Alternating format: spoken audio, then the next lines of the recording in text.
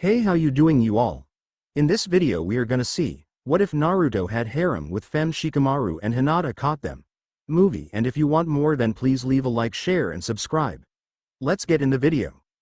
Most people would say, and agree, that death is final. There is literally nothing that could bring you or anyone else back after you die.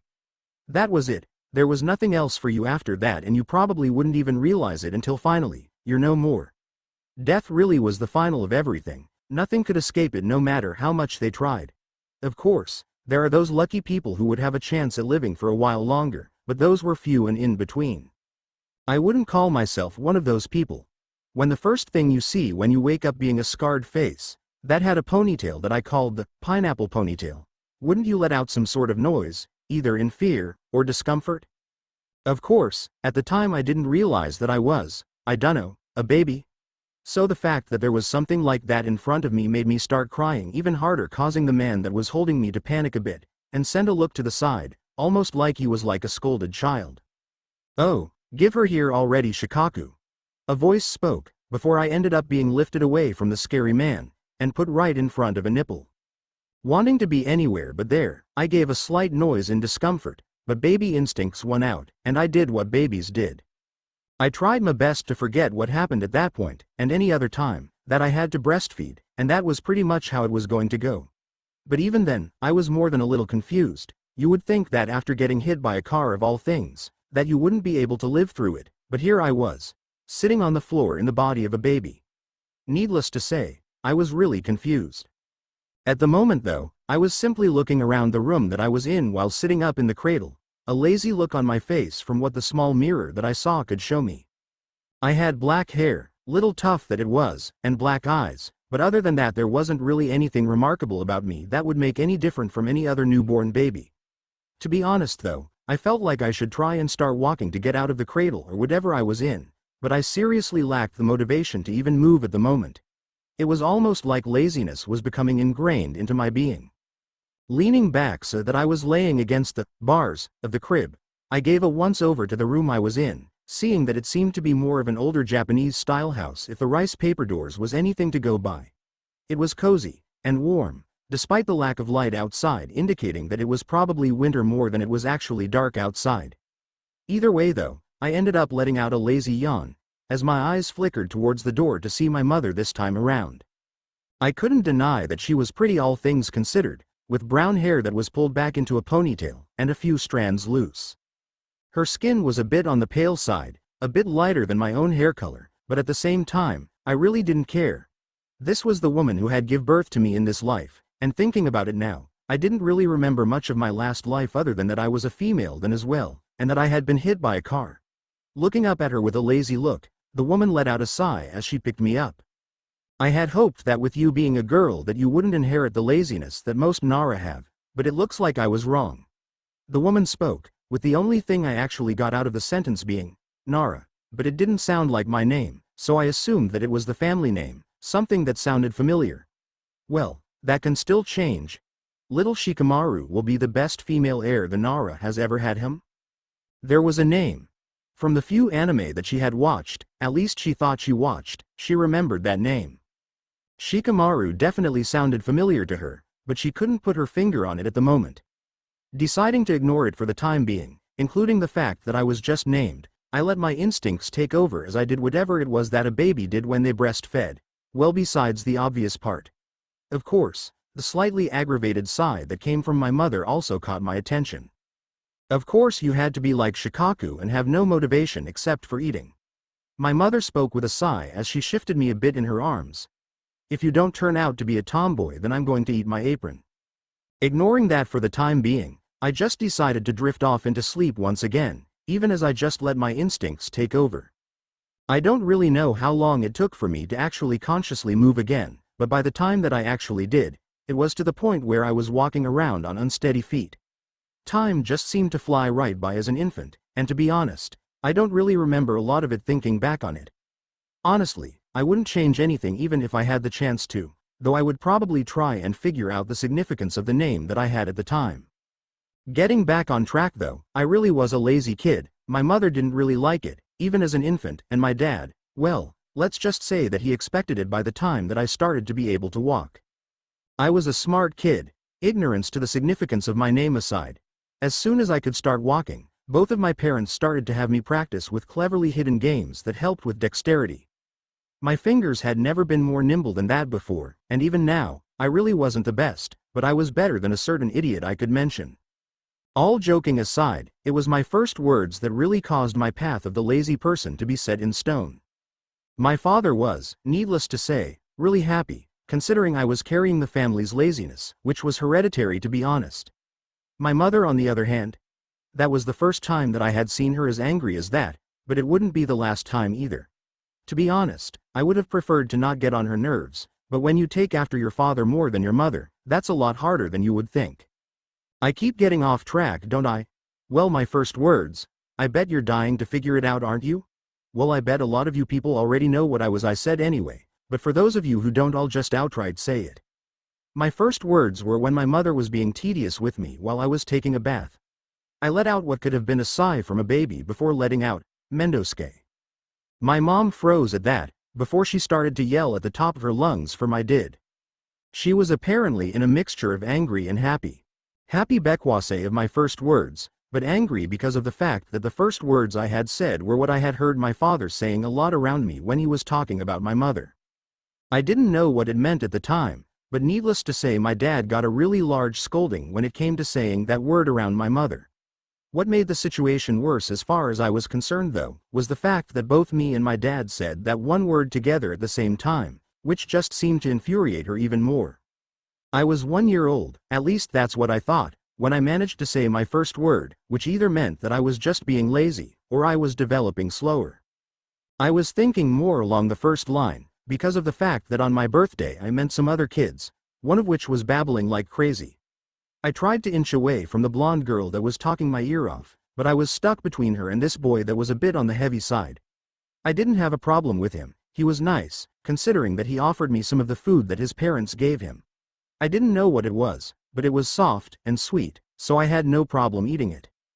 There were a few other kids there, including a boy with red marks on his face that seemed to be playing around with a big dog, the boy acting like a puppy himself.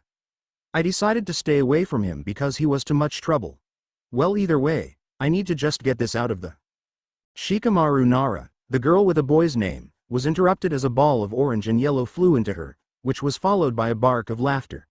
Staring up towards the sky even with the blonde in orange that was on top of her, she only had one word to say. What a drag. Ah. Sorry, Shika-chan. The person on top of her spoke with a slightly panicked tone even as he shifted, instead of getting off of her. Giving a sigh, while still staring at the ceiling, the black-haired girl didn't even move as she said, "If you're sorry about this, Naruto-san, then why don't you get off of me?" Panicking a bit at this, the boy got off of the black-haired girl without much fuss, letting her sit up, showing black eyes that were dull in the sense that they were bored. The Nara's eyes landed on the cause of Naruto flying towards her, being the Inuzuka whom she was just writing about in her journal. She refused to call it a diary. That was for girly girls. Like that pink-haired banshee that was currently giving googly eyes towards a certain Uchiha. That thought quickly disappeared though when the Inuzuka laughed loudly again. Just your luck, Naruto. You landed on pretty much the only girl that wouldn't beat you up. The Inuzuka laughed, as his ninkin gave a small bark in response, getting the boy to pause. Oh yeah. Hinata wouldn't either, but she would faint. Putting a finger into her left ear, which had a 3 gold teardrop-like piercings on it, the Nara spoke. Well, what would you expect from hero worship? Like she doesn't treat you the same way. The Inuzuka retorted right back, completely ignoring the fact that said girl wasn't too far away from him, and her face was turning bright red as well. Giving a shrug in response, while also using her signature catchphrase, the Nara remembered how that particular thing started. She was a young kid, just getting over the fact that she was going to become a shinobi no matter what her opinion of the matter was, and she had seen the shy Hyuga getting bullied by a few classmates. Of course, Naruto, who was already her friend by this point, had saw it as well, and without even needing to talk about it the two beat off the bullies, though Shikamaru left most of them for Naruto considering she didn't want to do anything too troublesome, as she had put it. Deciding to get more comfortable, the Nara got up off of the floor and went back to her seat, with a lazy demeanor. Whatever. It's not like I'm actually looking for anything like that in the first place. If she wants to put me on a pedestal, that's her incentive.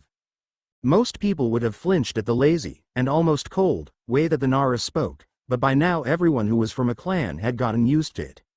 Naras tended to be the type that would push work onto other people if they could help it, and Shikamaru wasn't any different, even if she was a different gender compared to the majority of the Nara clan that was born into it. She didn't really care either way though, which was exactly why she had said that. What did the opinion of someone else matter to her? The door to the classroom door opened up not even a second after she had finished talking, her feet already up on the desk as the student's teacher, Uruka, and the assistant, Mizuki, had walked into the class. Shikamaru's eyes narrowed slightly at the cold eyes that appeared from the short-haired teacher when looking towards Naruto, who was sitting right next to her. Oh, how she wanted to tell someone, anyone, about the blatant murderous look that the teacher was giving. But who would believe a kid? Even her dad didn't take what she said seriously at times, and that had caused a few arguments between the father and daughter. No one in the Nara clan really had to look too far into it to see that Shikamaru, while gaining most of Shikaku's temperament, had also received Yoshino's temper. Well, there was also the fact the most commonly used quote that anyone from the other clans was in use here. If she really wanted to, then the quote, "They say the only thing to fear is fear itself." That, and a motivated Nara, would apply to her as well, and she would be damned to say that she wasn't starting to get attached to the blonde idiot that was sitting next to her. Would it actually work if she started up a conversation that would make sense to her father? At the moment she was actually trying her best to not be noticed, not too bad to need to be helped, but not good enough to be noticed. Unconsciously, she started to slip into the thinking pose that she had developed a couple of months ago while playing her dad in a game of chess.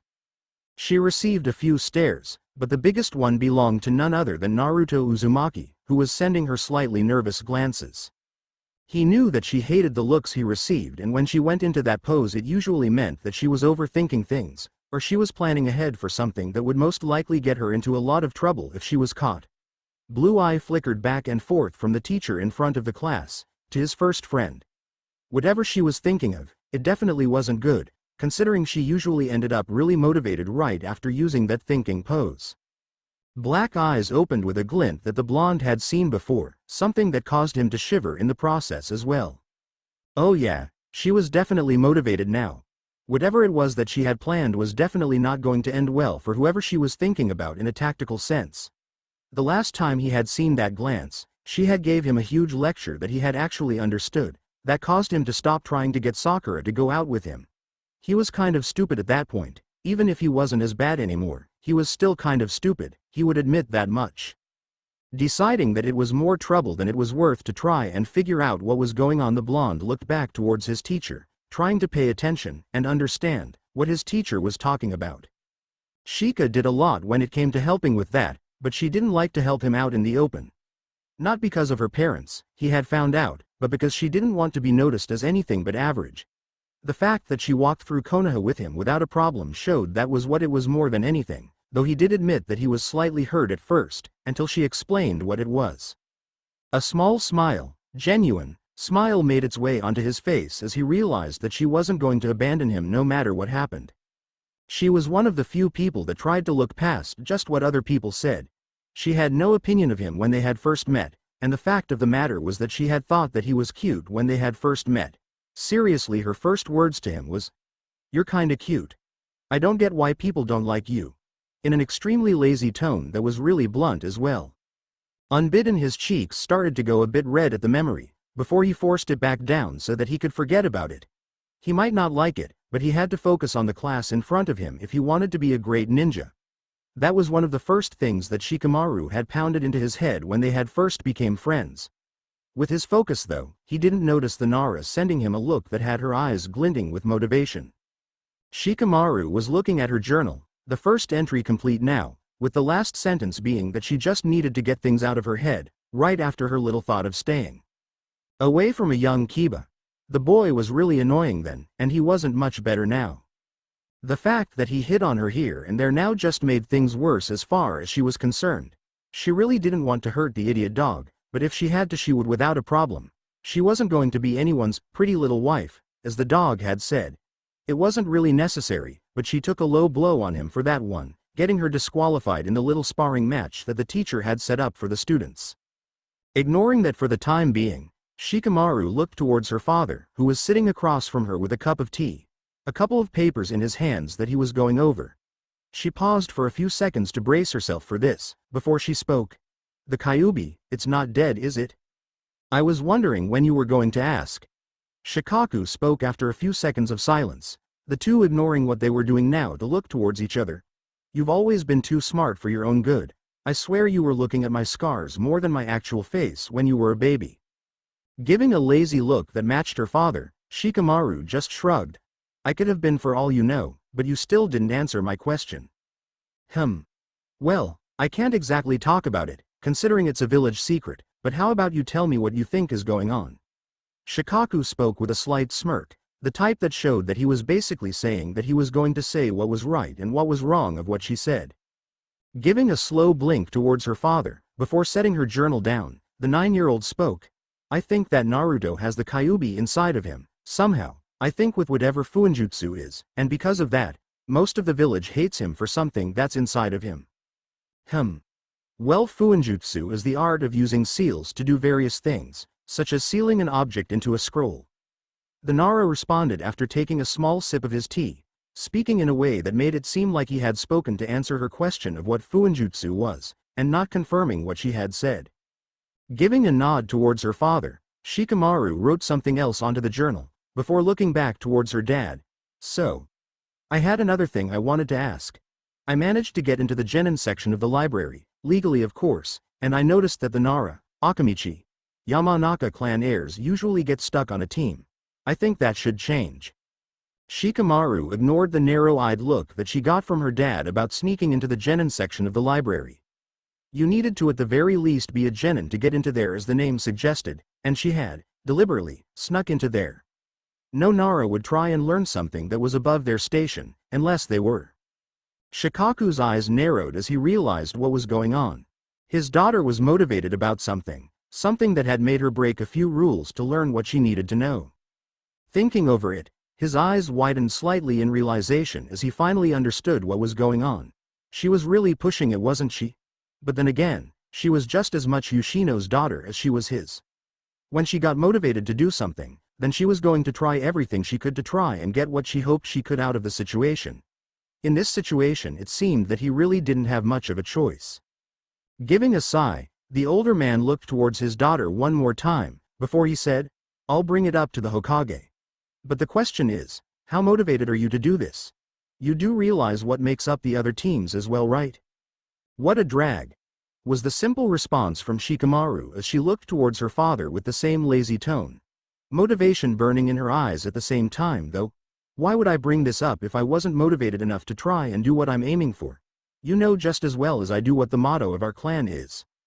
Giving a nod towards his daughter, Shikaku pulled the shogi board they had under the coffee table out, as he said, "Motivation is only needed when there is something on the line. Obviously there's something on the line for you to try and do this. Why don't you and me play a game of shogi to get our minds off of it?" Shikamaru, in turn, gave a bitter look towards her father as she understood what was going on now. He wanted her to prove that she was motivated enough for this. She wasn't going to be able to win no matter what she did. Her intelligence, while well above average for her age, wasn't nearly as great as her father's was, at least not yet. That didn't mean she couldn't be bitter about playing a strategy game with him. Letting out a yawn, Shikaku walked up towards the Hokage Tower for the meeting that between the Shinobi Council. The Uchiha massacre was the last time that he had needed to do this with feeling a sense of pressure, but now he had the same problem. Shikamaru was motivated enough to try and change something that had been set into stone since before Konoha had been made. It was going to be tough, but it was something that needed to happen. He could see it now that his daughter had pointed it out, and how sad was that, needing a child's help to see something that needed to change so that Konoha could be more effective with some of the teams that they had. Moving his stiff neck to try and get the crick out of it, Shikaku's bleary eyes scanned over Sume Inuzuka talking with Heishi Hyuga about something, probably something to do with how their children would end up on the same team in the future. He wasn't sure how Sume would react to his proposition, but he knew that Heishi would probably turn it down right away. Him being Junin commander or not, the clan head had about as much power as he himself had when it came to propositions. This was definitely going to be a big headache for him, he just knew it, but the fact was that he was going to do this no matter what. Repressing yet another yawn, Shikaku let a lazy smirk make its way onto his face as he saw his two teammates walking towards him. Raising a hand, Shikaku said, "Morning Inoichi, Shoza." "Morning to you as well Shikaku. You look like you got hit by a dodenjutsu." Shoza spoke with a hearty laugh on his plump face. Rubbing at the back of his head, and repressing yet another yawn, the Junin commander shrugged. "To be honest, you could blame my little troublemaker for that one. She talked my ear off despite the fact that she had to go to the academy this morning." And wasn't that the truth? Not too long after the shogi game ended, Shika had given him a huge lecture on what she thought was the reason that they needed to mix things up, and to be honest, he couldn't deny it, even if the teams usually consisted of clan members that tended to, more often than not, end up on a team together.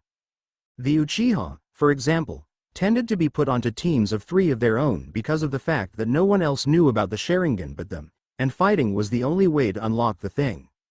Shaking himself out of his thoughts as Inoichi spoke, Shikaku rolled his eyes. "Your little troublemaker couldn't be nearly as bad as Ino." "I doubt that, considering the fact that Shikamaru is actually motivated about something for once." Shikaku spoke, his voice obviously being louder than what he normally spoke at, considering the fact that most of the conversation in the room had silenced, causing him to sigh. What a drag. Sume gave a barking laugh at that from her seat next to the Haishi, and Shibi Aburame. "So the little brat is finally motivated about something, huh? This oughta be good, then once whatever happens, happens. You say that now, but I doubt that it is something that we will all like." Shibi spoke in his normal analytical tone even as he pushed his glasses up.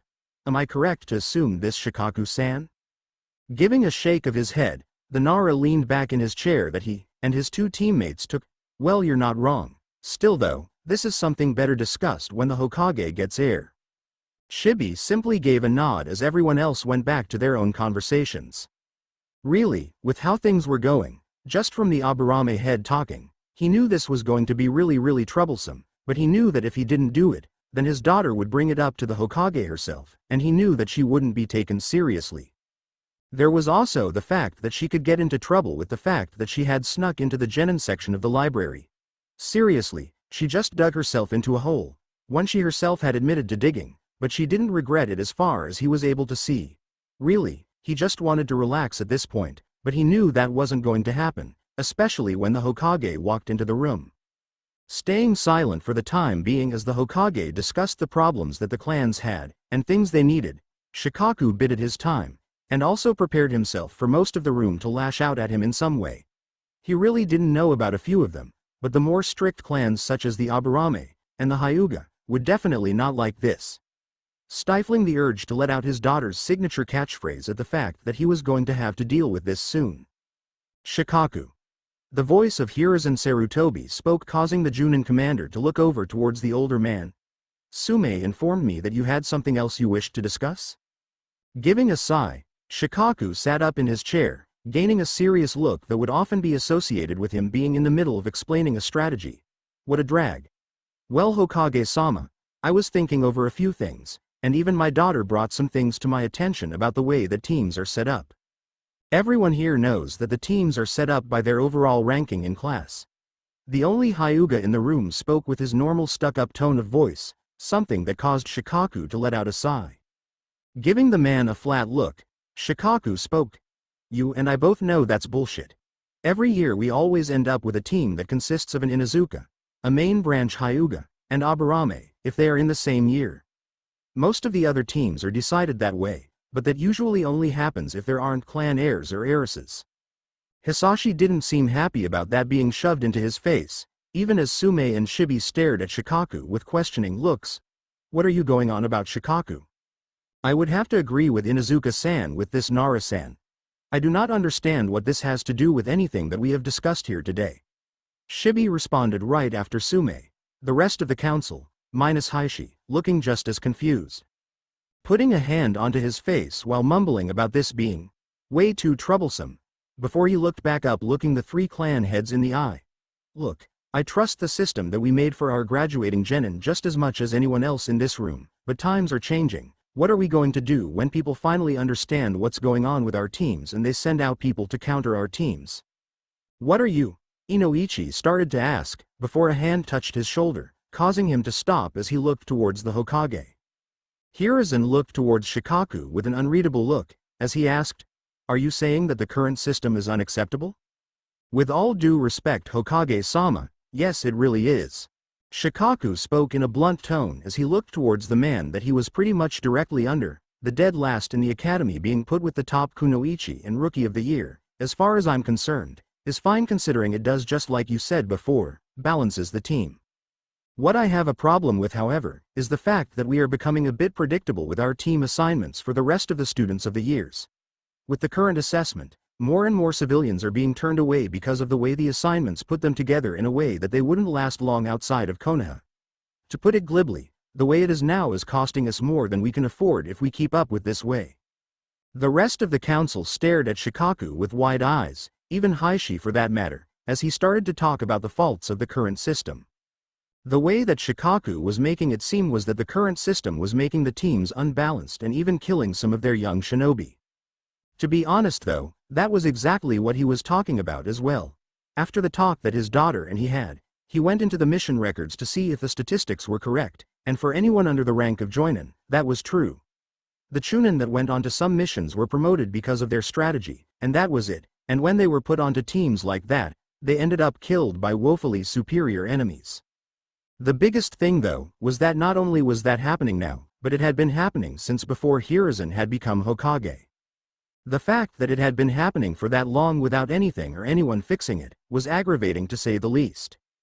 The hurt to his pride at the fact that his 9-year-old daughter had led him to this, was overshadowed by the anger of the fact that men and women died for absolutely no reason.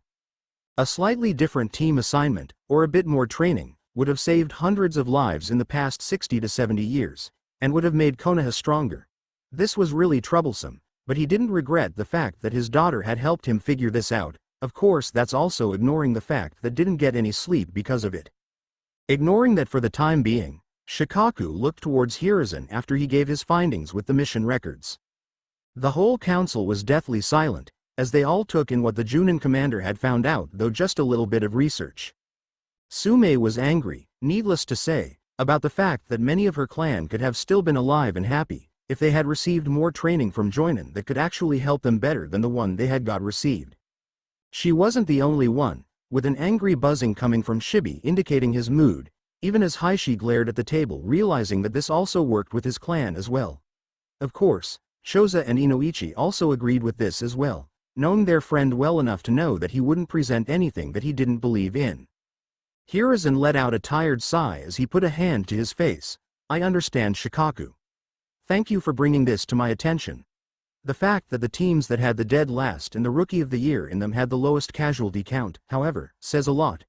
With what you've told me, I think it's about time that we make teams based solely on the ranking, and not due to alliances between clans.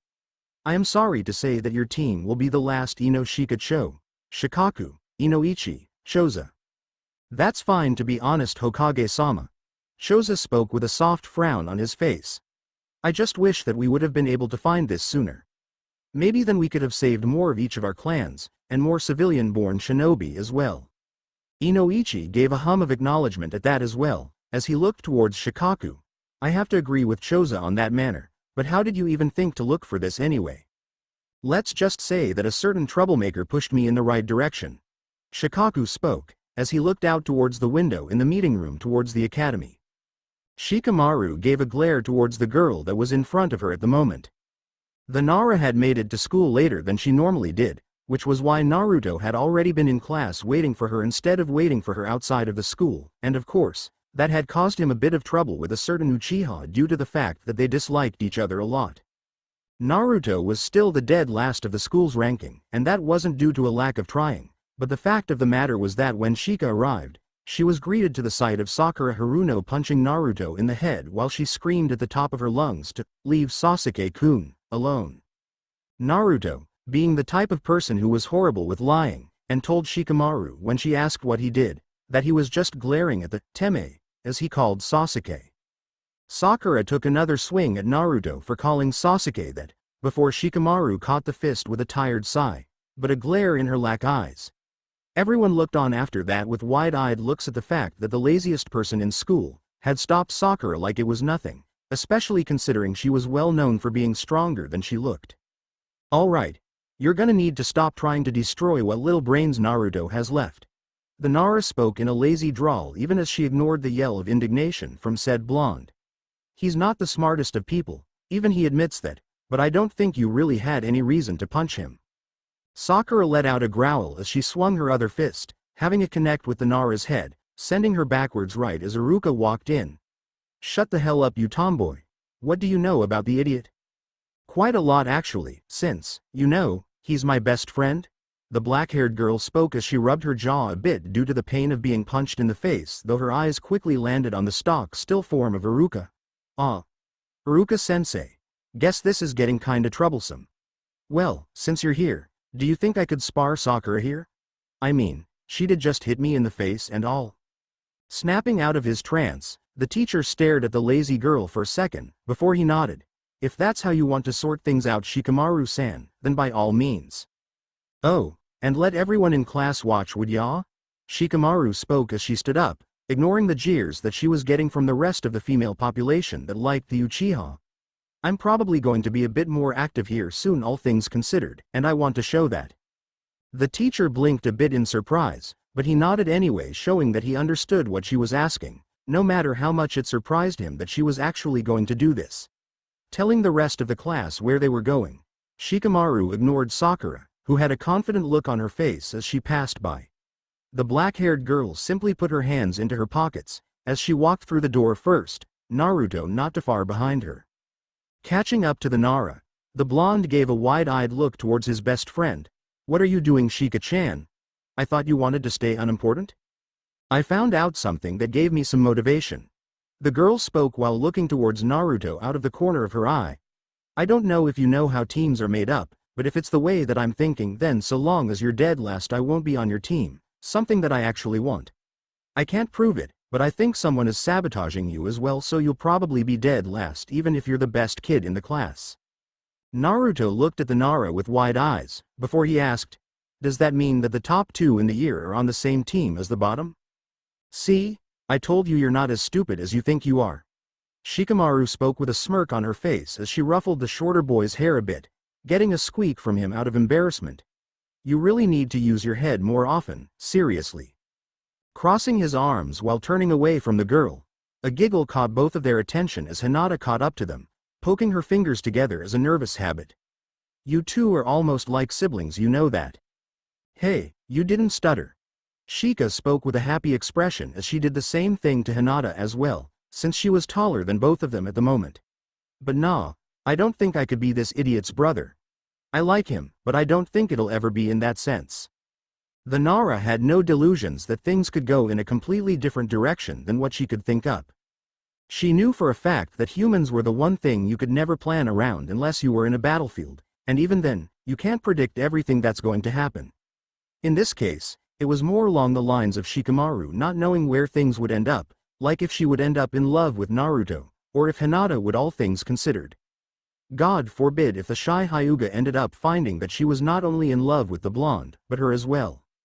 Shikamaru ignored that with as much force as she possibly could, as she heard Hinata let out a small giggle.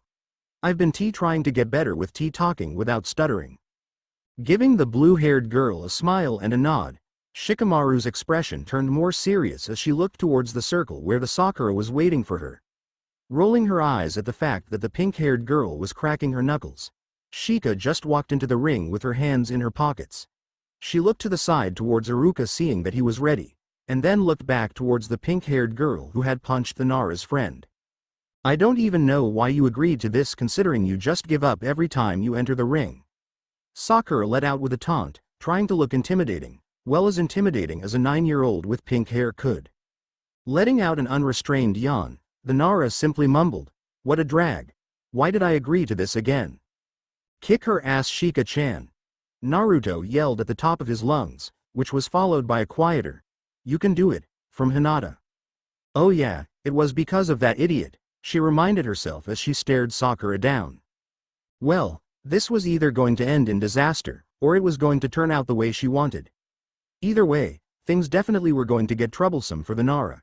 She just hoped that her dad managed to convince the Hokage about her idea. An annoyed expression was something that not too many people saw when it came to Shikamaru, but she ignored the stares in favor of looking towards the pink-haired brat in front of her. To be honest, she wanted nothing more than to give up and take a nap, but the motivation she had at the moment made it so that she couldn't even if she wanted to. Seriously, it was bad enough that she had agreed to fight the girl, but the fact that she was actually aiming to win. She was certain that more than a few people were going to stare at her in shock. Turning to the side a bit, she took note of her first friend, Choji, looking towards with a bag of chips. She raised an eyebrow at him, getting a shrug from the big-boned boy. Well, it seemed that her oldest friend wasn't going to be too surprised either way. Shika had proved more than once that she could get motivation, and both the Akamichi and the Uzumaki that she was friends with agreed when it came to that a motivated Shikamaru, while slightly scary, was nice to have on their sides. That kind of reminded her of the prank that she had set up with Naruto to get back at some of the bullies that had been going after Choji. The end result was several students of both gender being tarred and feathered in a style that was reminiscent of an old cartoon that Shika barely remembered from her old life. Play Naruto Ost. Fake? The smirk that made its way onto face at the memory caused a screech of indignation to come from the pink-haired banshee as she charged towards Shikamaru. Letting out a deep sigh, along with a, "What a drag," the black-haired 9-year-old moved out of the way of the punch, putting her leg out in front of her to trip the pink-haired girl up. Unfortunately for the Nara, that didn't cause her to fall out of the circle. Instead, it caused her to be twice as angry as she charged once again. Shinobi. She yelled, her fist heading for a direct path towards the Nara's head, who in turn simply moved to the side, before putting her leg into the same path as before, this time causing Sakura to jump, which in turn made it so that she couldn't avoid the knee that slammed into her back as a result. Giving a deep sigh, while putting her hands back into her pockets, the Nara sent an even look towards the girl that she had just hit. What a drag. I seriously want to give up, but I can't at this point. Would just make my life easier and give up already? Like hell. Sakura screamed in response despite the fact that she was obviously in a fair amount of pain from the knee to the back. Letting yet another sigh to escape her, the Nara looked towards the girl that was still on the ground. Seriously, did this girl even train? If she did, then a knee to the back like that wouldn't have kept her on the ground for so long. Seriously, she took harder hits at home when her dad decided to train her in something other than strategy. She wasn't even going to bring in what her mother did with her training. Chunin she may have been, but it wasn't because of her strength that she stayed that rank. Moving to the side once more at the punch that was sent her way from the pink-haired kunoichi in training, Shika sighed again. Seriously, did this girl even know that she had just done the same thing 3 times in a row already? It was like she didn't even care that no matter what she did about her training. Sure, Sakura was smart, being the top kunoichi in the grade showed that much, but she was telegraphing her attacks too much. If the fact that she wasn't even trying to dodge the pinkette's attacks said anything, then it was that she was book smart, but woefully inadequate with other things. Seriously? 4 times in a row doing the same thing. She mumbled as the pink-haired girl sent yet another punch at Shikamaru, which she dodged once again. If you're going to fight, then at least put some effort into it. Another growl made its way out of Sakura's throat as she yelled. Like you have any room to talk. You're not even fighting back. You do realize that you haven't been able to hit me once, right? The black-haired girl asked, as she moved out of the way of another punch. What a drag. And here I was hoping to be able to nap in class for once. Ignoring the glare that she was getting from Haruka since she had said that out loud, getting snickers from a lot of classmates, Shikamaru let out another sigh considering she probably wasted half of the first lesson of the day, and she wouldn't be able to stall any longer even if she wanted to. Moving out of the way of another attack, Shikamaru's hands left her pockets as she moved her hands out and sent a palm strike to the pink-haired girl's back, sending her tumbling out of the circle. Shosha Shikamaru. Haruka spoke with a final tone, but a surprised one nonetheless. From the looks that she was getting, she knew that people would be looking at her differently soon. If not for the fact that she didn't run away from a fight, then because of the fact that she actually won a match instead of giving up right away. Of course, the only thing she actually paid attention to though, was the fact that Naruto and Hinata were cheering in their own way, Choji moving to give a grin towards her, even as he kept his hands on the bag of chips that he usually had with him. Barely taking note of the fact that Iruka had told them all to go back to the classroom, she walked up to them. End. The first person to talk, as it wasn't Naruto, but Choji, as he gave a teasing smirk towards Shika and said, "I'm surprised that you didn't just run away from the fight like you normally do so that you can either sleep or watch the clouds. Come on, Choji. You need to have more faith in Shika-chan." Naruto spoke loudly, getting a few annoyed looks from passing classmates, which he ignored with his bright grin still in place. "I knew that she was going to win." Hinata, in turn, giggled a bit, her face a bit red, as she poked her fingers together shyly, even as her eyes darted between Naruto and Shika. "Don't lie, Naruto-kun. You thought Shikamaru-chan was going to run away as well. Whose side are you on?" Naruto yelled with his face a bit red, even as a lazy laugh came from Shikamaru, getting an indignant moan from the blonde. "Not you too, Shika-chan." Giving a half smirk, the Nara pocketed her hands, as she walked beside her three friends. "I'd say this is a drag, but that'd be a bit too predictable, you know. Might as well take a page from the blonde idiot's book." All four of them burst into laughter, even as Naruto rubbed the back of his head in embarrassment. It was obvious enough that he wasn't used to the joking still, but that didn't really matter.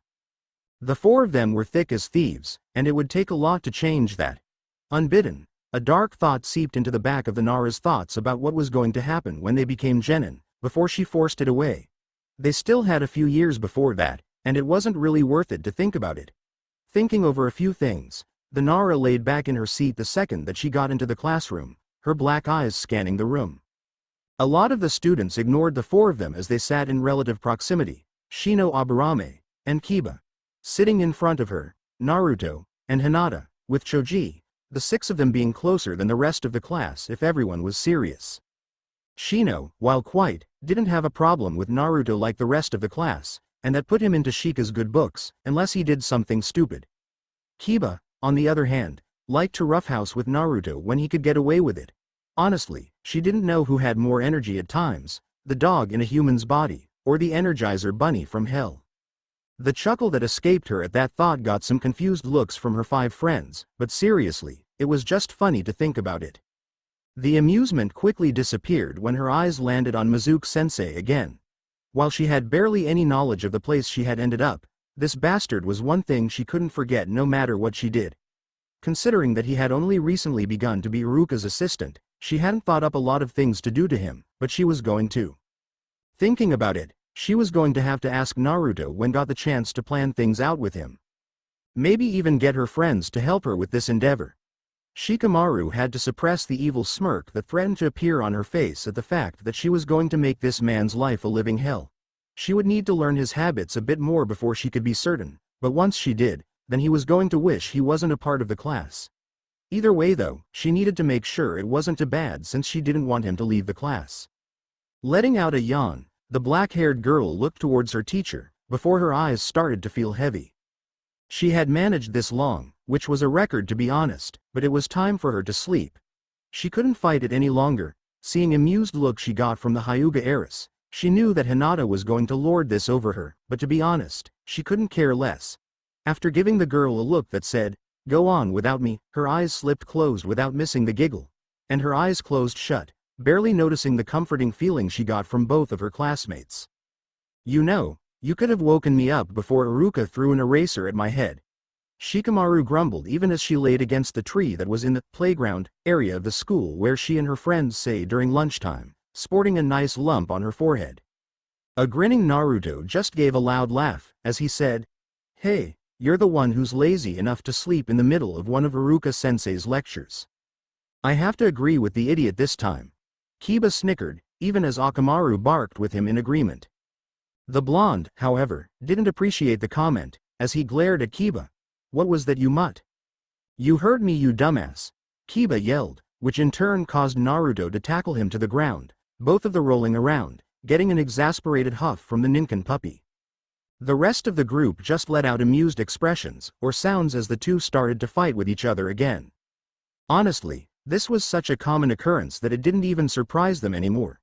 Shikamaru let out a smirk as well, before she took out her journal, and decided that it was time to write another entry into the same book she kept things in most of the time. It probably wasn't the best time, but it was something she wanted to do, never wanting to forget her experiences. Thinking over it for a second, a smile made its way onto her face as she thought of where to start. What a drag.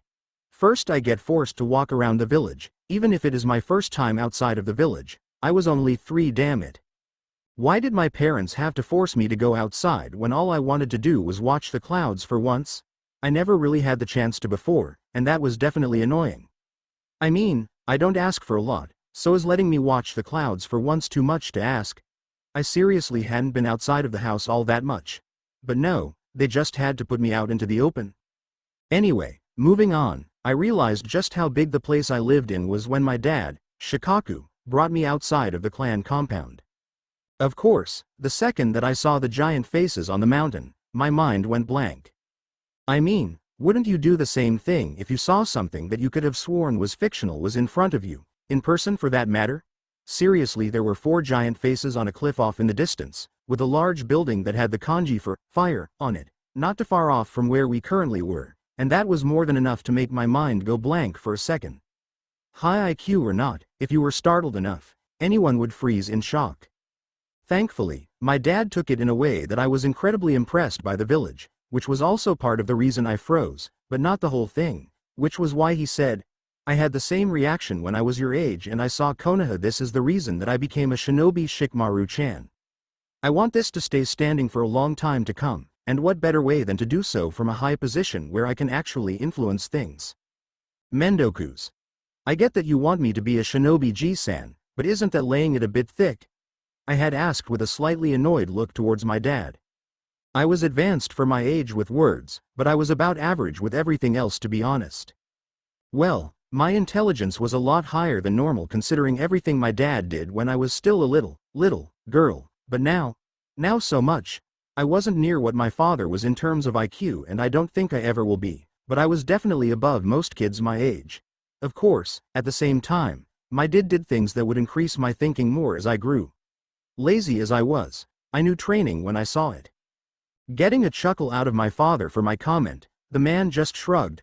I'm not exactly subtle with asking you to be a kunoichi, I know, but it's easier than becoming a civilian and living, you know. At least as a shinobi you have some control over your life. Now you're pushing it too much. I responded right back, the annoyance replaced with an even tone that most people would misunderstand as annoyance still. But where are we going anyway? Are we going to visit Choji-san? To my surprise, my dad had actually shook his head at that, as he continued to lead me through the streets of Konoha, many people giving him smiles, and congrats on having a cute daughter, as they put it. My annoyance at them only grew as we continued on our way, before it vanished when I saw that we were at a park. I gave my dad a blank look, looking to ask him what they were here for, but I cut myself off when I saw a blonde boy on a swing. Only look on his face. I looked around to see why no one was playing with him, only to see parents giving him glares, while scolding their children about something. Narrowing my eyes a bit, I took a hesitant step forward, only for my dad to grab my shoulder, crouching to my level. Listen, Shikamaru, I'm not going to delude myself thinking that you're a naive little girl. That boy, he's shunned by most of the village for reasons I can't tell you. I'm not telling you to stay away from him. What I'm saying is, I'll let you decide what to do for yourself. Do what you think is best. I won't judge you either way. Pausing to take his words in, I stared at him for a few seconds, before turning back towards the blonde boy. A look of motivation appearing in my eyes that would normally be considered uncharacteristic for a Nara. Looking back towards my father one last time, taking in his slightly surprised, but hopeful, look, I walked forward without looking back. I didn't know what was going to happen when I talked to the blonde, but I never regretted it, even now. After all, that blonde turned out to be my best friend, one I know that would go to hell and back for me. Funny really considering I'm a Nara, and I do the same thing with a smile on my face the whole way. Shikamaru gave a sigh as she finished writing up what she had in her journal, a smile on her face, before a scowl replaced it as she saw that the rest of her friends were staring at her with amused looks. What a drag. Don't you guys have something better to do than stare at me while I'm writing in my journal? I still say it's a diary. Guys are the only ones who have journals, Kiba yelled with his same cocky tone of voice, even with dirt covering him. Rolling her eyes, the Nara gave up with him, before she remembered something. Hey, you guys willing to come over after school tomorrow? It'd be kinda nice to have some of my friends over for once instead of me going over to wherever you live. The rest of the group shared a look between them, none of them really surprised by the invitation, but they also knew that Shikamaru was right. The Nara had always went over to one of the others' houses, all of them coordinating play dates, as it were, with Naruto involved as well. While the blonde wasn't welcome in the Hyuga compound, he was welcomed with open arms pretty much everywhere else. Even Shino, we was normally silent, had everyone over to the Aburame compound once. No one in the ground really cared about the bugs, and that had earned them the favor of the clan as well. Naruto was the first one to answer, with a shrug as he said, with his hands behind his head, I guess I can. Was planning a prank or two on the villagers tomorrow, but I don't think that's as important as hanging out with my best friend. Naruto-kun, that isn't nice. Hinata spoke with a reprimanding tone despite her shyness causing her face to be red as she spoke, but the fond smile on her face still stayed. But I think I should be able to come tomorrow, Shikamaru-chan. I would have to lie to Oto-sama about it being for training though. Letting out a sigh at that, Shikamaru made sure to let her annoyance be known. Needless to say, everyone else didn't look too happy about the reminder either. They all knew that Hinata's dad wasn't the best of fathers, but none of them could really do anything about it either. All of them were the heirs to their respective clans, but that was just it, heirs. They weren't in any position to try and help Hinata, other than to give her support where she needed it.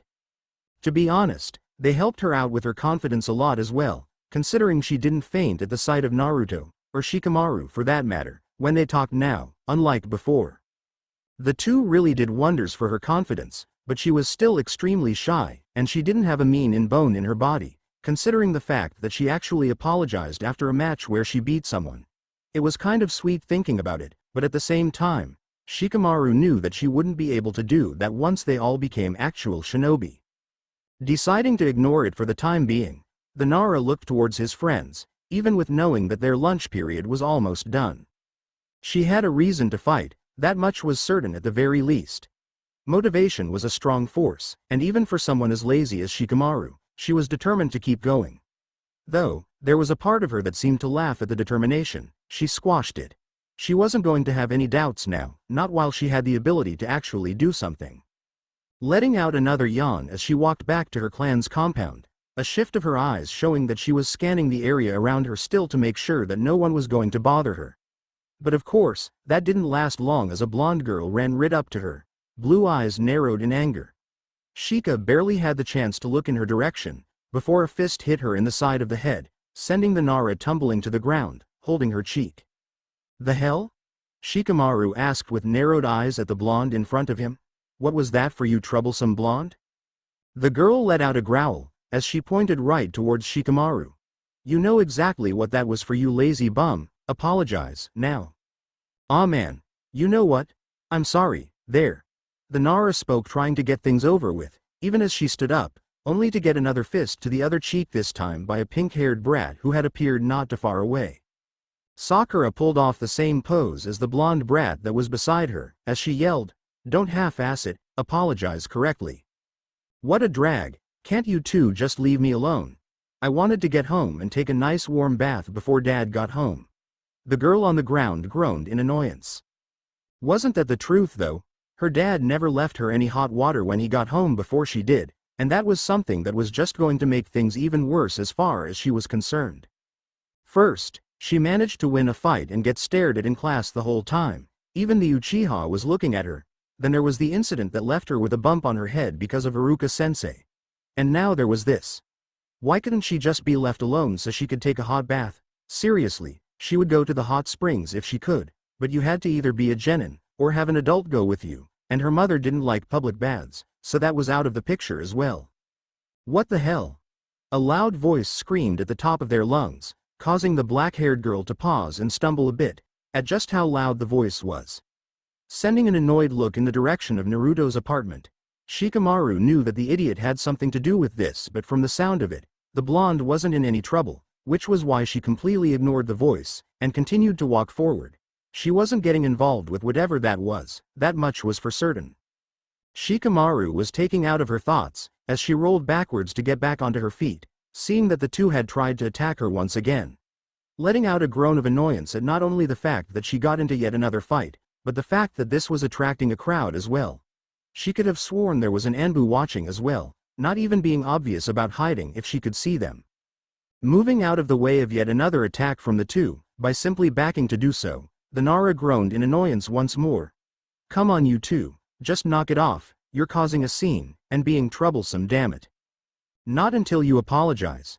The two screamed at the top of their lungs at the same time. The groan of annoyance turned into aggravation as her eyes narrowed in annoyance once more, and looked around the area as he put a bit of distance between the two of them. Around them were several vendors, all of which were watching, and a few barrels as well, not too much out in the open. The crowd of people limited her movements due to them circling the three girls, but at the same time it also limited them. She knew that using jutsu wouldn't be a smart idea, especially given her age, so that was out as well, but there was still something she could do. The ground was a bit uneven under her sandals, and seemed to be a bit grainy as well. Scanning the ground for a second, the Nara dodged to the side as the two attacked once again, kicking up a bit of dust in the process. Turning away from the two so that she could get into position, the black-haired girl waited once more, before moving out of the way, causing the two to hit a particularly loose area of the ground, sending up dust and dirt that got into their eyes, and also caused yells of indignation. Ignoring that for the time being, the Nara moved behind the two girls, before shoving them forward, sending them tumbling into two barrels that had the tops open, but didn't have anything in them. The loud yells of anger from the two was the Nara's cue to disappear. Turning around, Shikamaru was about to run, but her blood froze at the sight in front of her. Standing in front of a crowd of civilians was her father, the head of the Yamanaka clan, standing right in beside him. Shikamaru's wide eyes was the only thing that her father managed to see, before a fist crashed into her skull, causing her to clutch her head in pain, while crumpling to the ground with a yell of pain. The black-haired girl really didn't know what happened after that, but what she did know was that someone picked her up, and before she knew it, her mother was in front of her holding an ice pack to the top of her head. Neither of her parents seemed to be angry at her, though her father did have a calculated look on his face as he sat across from her. Shika winced a bit when the ice pack moved across a particularly sore part of her head, her face being fine surprisingly.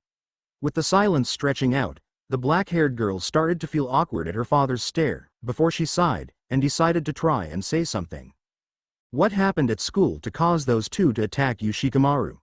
Shikaku suddenly spoke, causing the child to wince a bit once again at the two mentioned. Giving her father an even look, but serious nonetheless, the kunoichi in training said, "Those two are idiots honestly. They attacked me because I defended Naruto, and then I beat the pink one in a fight today." "So you were really serious about doing this, huh?" Shikaku spoke, despite the confusion that was on his wife's face. "You're actually aiming to, not only be the Rookie of the Year, but the top kunoichi?" Shikamaru gave a sigh, before nodding, and looking towards the shocked look of her mother. "I'm not going to stop being lazy, just so you know." "Of course not." The woman spoke with disappointment obvious in her voice, though there was a bit of pride in it as well. "I get that I'm a bit unreasonable at times, but I do trust both you and your father, you know." Both of the blood-related Naras shared a look that the woman missed that showed they didn't believe it, but they also made sure to look away soon after. Shikamaru, figuring that it would be better for her to continue, spoke of what she did during the fight, her father giving his input alongside her mother on the fight. She was still getting used to the idea that she was actually going to put effort into what she was doing, but she listened anyway. Evidently though, as she continued to talk, her father gained an amused look, almost like he understood something that she didn't. With the explanations over, after telling them about the invitation she gave, both of her parents had an amused glint in their eyes, though her mother spoke before she could question it. "Well, I'm just glad you're safe. It would be too troublesome if you ended up injured now of all times." "I also have some news for you, Shikamaru." Shikaku spoke, ignoring the fact that his wife had called something troublesome without realizing it. "I got things going in the right direction with the teams. It won't happen this year, I couldn't get that, but instead I managed to get it so that next year will be when it starts. You still have a few years to go before you graduate, so I wouldn't worry about it for now." There was something that he wasn't telling her, that much Shikamaru could tell, but with a sigh, she put her hand onto her head, making it so that the ice pack didn't move, as she tried to get more comfortable in the chair she was sitting in. "Can I just sleep here for once? I don't think I'll be able to move without getting a headache in the process." The older of the two Naras looked towards his wife with a raised eyebrow, causing her to roll her eyes in the process, while crossing her arms. "Fine, just this once, okay? I don't like the idea, but just this once is fine." Shika gave her mother one last smile that showed her thanks, before she got comfortable, and fell into the embrace of Leap instantly. If only she knew what tomorrow would bring. Shikaku let out a sigh as he looked around for the kids that his daughter called friends. He knew that one of them was the trouble child of Konoha, Naruto Uzumaki, but the others were a mystery to him considering the fact that they had never actually been to his house before. That actually annoyed him a bit, but he assumed that was more because of the fact that she had never gotten the chance to invite them over. Well, no matter what, tomorrow was the 22nd, and since it was September, he was certain that the rest of them didn't know her birthday.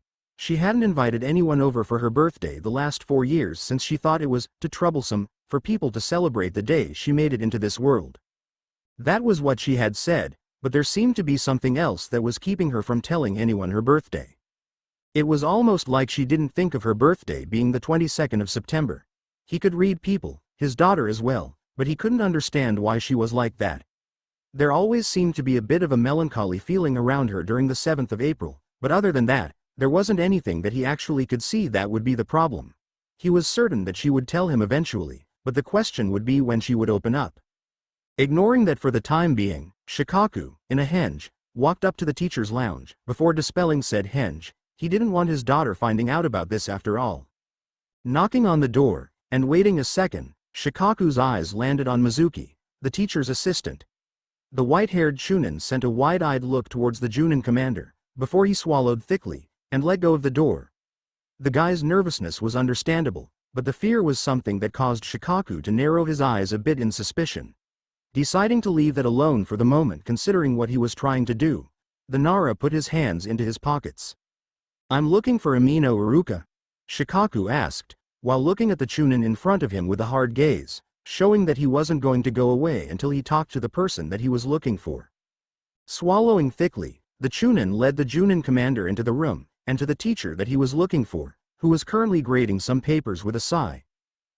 Iruka-san? There's someone here to see you." Looking up from his paperwork, the teacher was about to say that he had work to do, and that it could wait, until he saw who it was. The same wide-eyed look appeared on the Chunin's face, but his expression didn't show fear, at least not in the same way that Mizuki's did. That was suspicious enough to warrant an investigation on the other Chunin, but just as before, it could wait for the time being.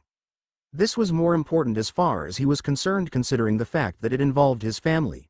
He didn't understand why his daughter didn't want her friends to know what was going on, but he was going to make her smile tomorrow at the very least. It was her birthday after all. "You're Amino Iruka, correct?" the Junin commander asked with a serious tone as he took a folding chair and set it in front of the teacher after Mizuki left. "You are not close to being in trouble, just so you know. I just have a few questions for you actually." Calming his breath, the teacher set down his pen, before putting his hands in front of him. "Sure, what do you need from me? I'll help if I can." "I need to know who my daughter is friends with, to be honest." The father responded right back, a smirk on his face as he leaned back a bit in the chair. "I was planning on something for tomorrow, and I need to find her friends so that I can set it into motion." The teacher's look soured a bit at that, as he sighed, putting a hand to his forehead, and nodding after a few seconds. "I understand. The group that she tends to stick around usually is Hinata Hyuga, Kiba Inuzuka, Shino Aburame and Choji Akamichi. I'm sure you know who your daughter's best friend is, so I didn't think I needed to tell you that."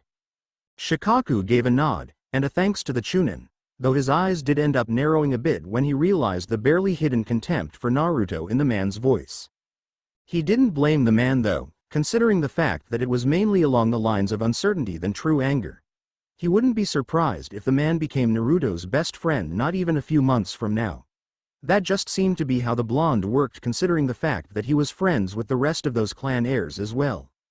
Walking out of the academy, the elder Nara sighed as he realized that he was going to have to talk to Heishi again after not even 2 hours.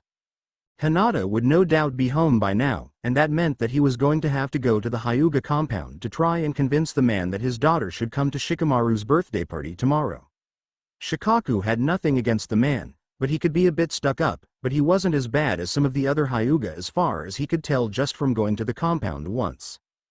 Getting those thoughts out of his head for the time being, the scared man decided to speed things up and get the Hyuga compound using Shunshin.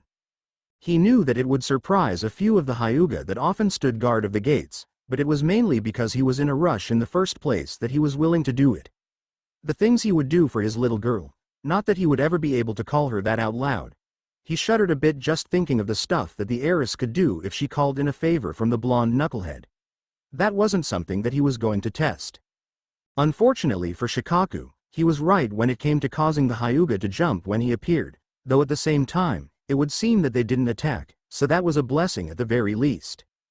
Getting into the compound wasn't that big of a problem either after saying that he needed to talk to Heishi, though now that he was in, he was going to need to make sure that he planned things out.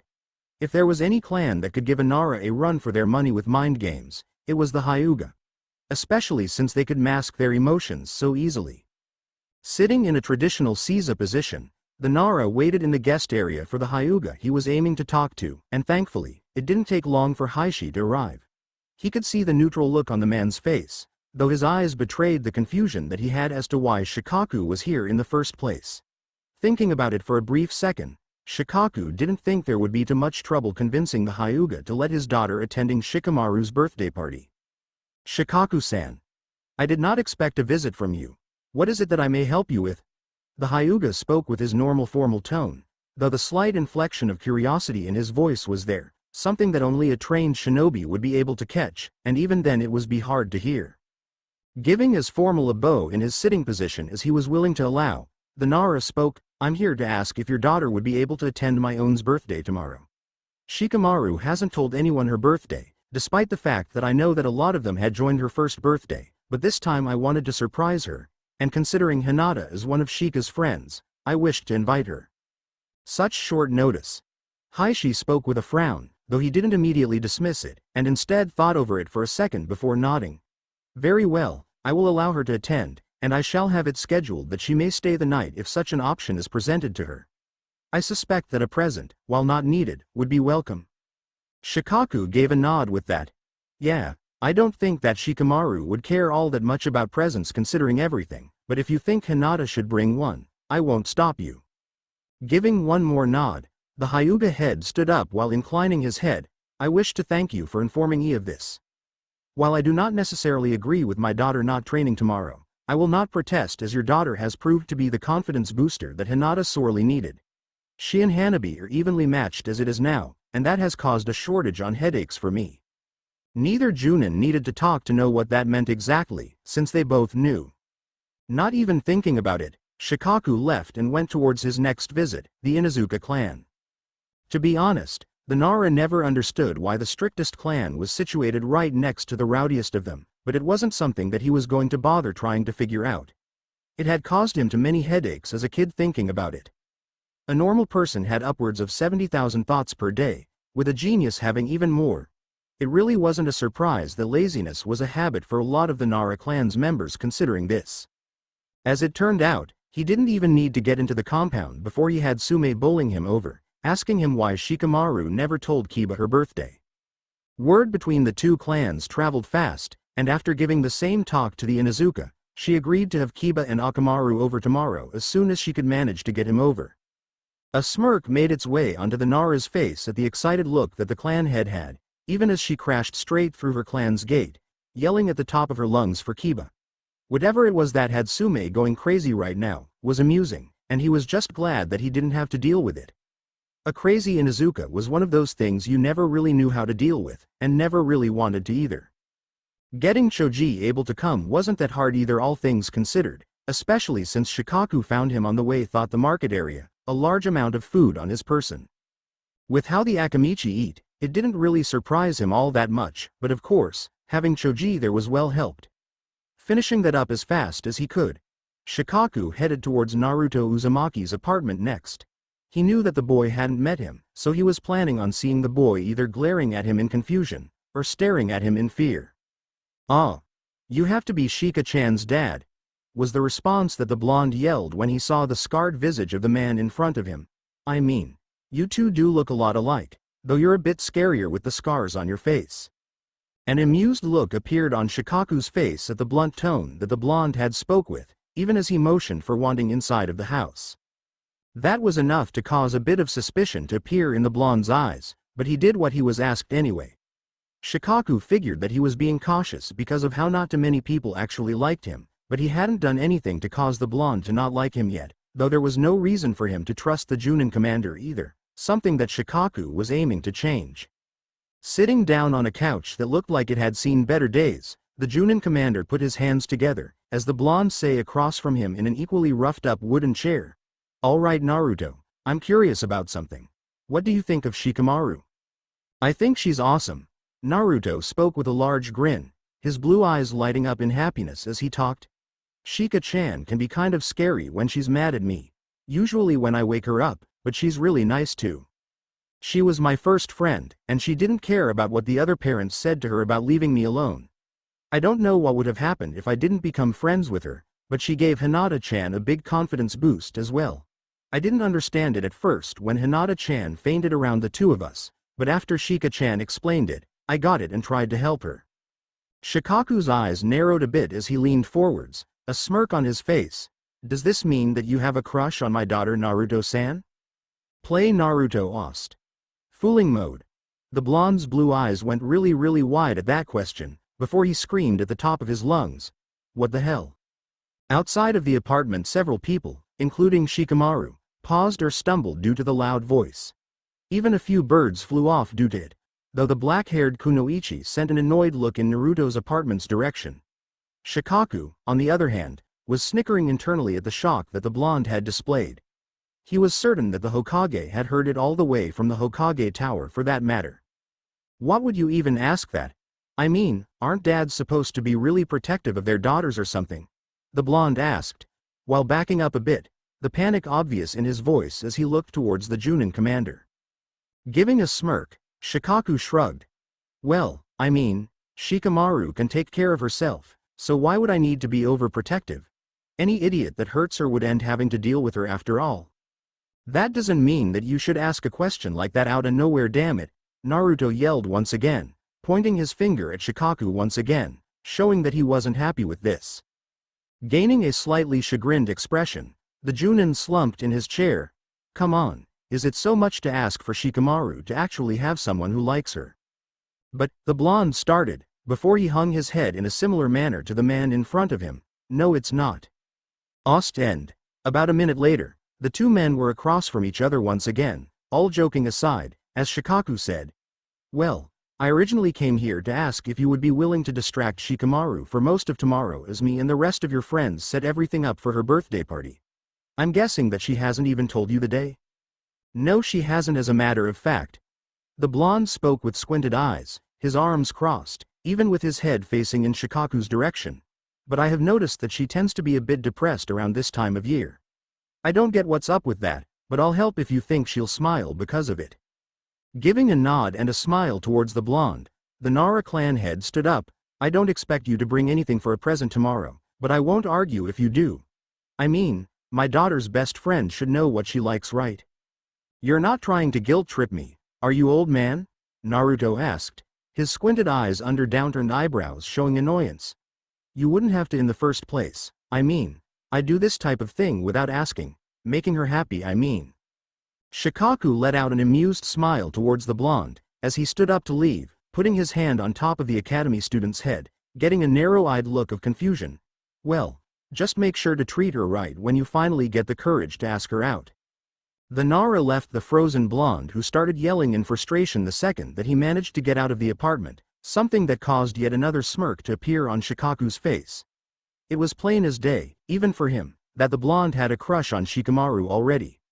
Though that did cause him to wonder about the Hyuga girl that she was friends with as well. The girl had been given a confidence boost if what he heard was right, so where did that leave her in the whole situation? Deciding that it was best not to get into that for the time being, Shikaku paused as he spotted a familiar blonde head in the crowd that was gathered in front of him. Frowning slightly, the Nara walked through the crowd of civilians to stand next to Inoichi, right as he saw his daughter move out of the way of the attack of Inoichi's daughter and a pink-haired girl, sending a small amount of dust up into the air. Seeing how she had moved to a different part of the circle, Shikaku's eyes started to analyze what his daughter was doing, before a soft smirk made its way onto his face as he saw the soft dirt underfoot. The two girls trying to hit Shika charged at her once again, showing that their training was still lacking, before they hit the spot that his daughter had been a second before. The dust that Wa sent upwards caused the two that attacked to start coughing due to the fact that there was just so much of it. Shikamaru took the chance a second later to push the two girls into a couple of empty barrels that were near the spot that the dust had been picked up at. Turning around, it looked like she was about to get out of there as fast as she could, but she seemed to freeze at the sight of her father. Shikaku's scowl grown, however, once the two girls that Shikamaru had dealt with hit her in the back of the head, causing her to crumple in on herself in pain. "All right, that's enough. You two, what the hell was that for?"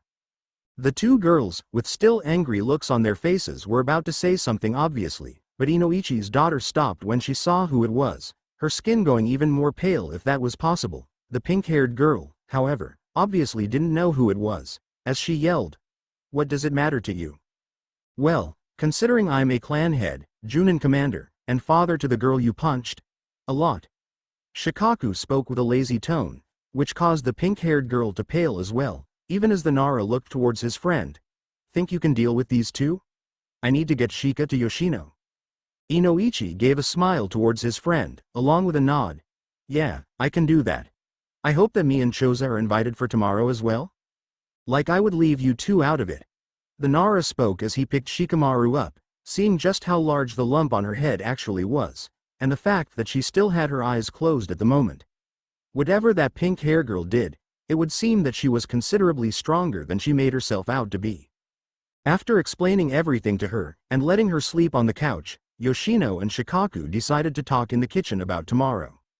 It would seem that while Yoshino didn't have a problem with it, Shikaku would need to help with everything as well.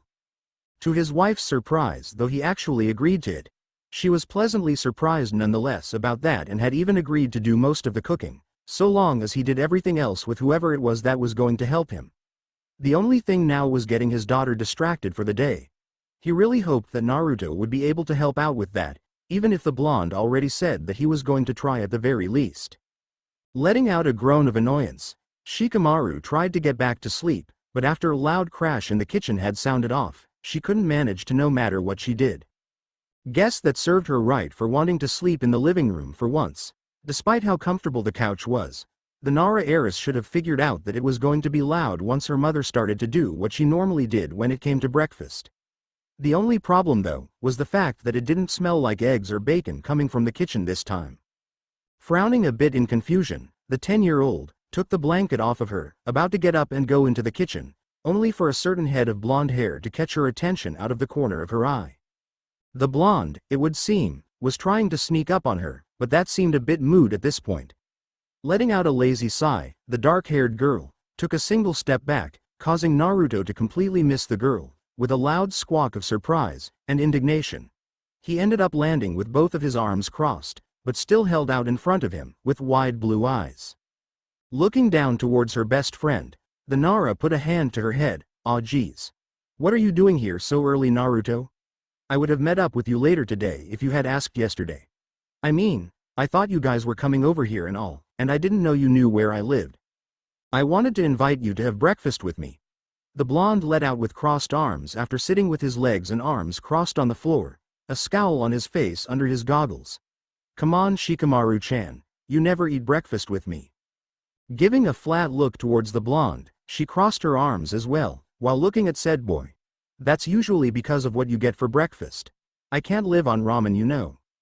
"Well fine, I guess you don't want the miso and mackerel then," Naruto spoke with a stubborn tone, as he turned away from the Nara with a scowl. "I went through all this trouble to find out where you live, and ask your dad what your favorite food was, and now you're acting like this." Swallowing thickly to try and keep the saliva down, the black-haired girl took a step forward. "Now wait just a minute. I said I can't live on ramen. I didn't say I didn't like the stuff, but does Ichiraku even sell mackerel?" "Of course they do. I mean, they have fish cakes with ramen as well, you know." Naruto spoke, his blue eyes scrutinizing his best friend to make sure that she didn't insult his favorite food. "So are you coming or not?" Shika stayed silent for a second, before she swallowed thickly once again, and said, "Just let me get dressed." The grin of victory on the blonde's face was enough to sour her mood a little, but she decided to ignore that for the time being. She never had to deal with this before, a friend that actually cared enough to find her house to ask her parents things. This life or the last, it didn't matter, she wasn't used to it. That, of course, didn't mean that she wasn't going to be happy with this. If Ichiraku was serving her favorite foods, then she was probably going to visit the place more, though she wasn't going to live off of it like a certain blonde idiot.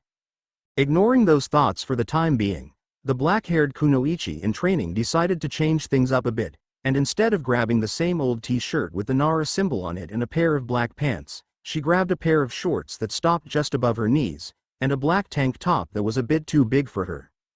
Throwing a long-sleeved green shirt over it, the front open, the girl was ready, and considering that the clothes were actually breathable, she could defend herself in case two fangirls decided that they wanted to try and attack her again. Letting out a yawn due to still not being completely awake despite being up for at least 10 minutes now, Shikamaru put her hands in the pockets of her shorts while going downstairs. Putting a hand to her mouth while yet another yawn made its way out of her mouth, the Nara looked towards Naruto, who was starting to stare at her. Raising an eyebrow at the boy, he blinked a few times, before getting up, and leading the way a bit faster than what was really needed, though it was still slow enough that Shikamaru could follow at her normal pace. Naruto was conflicted.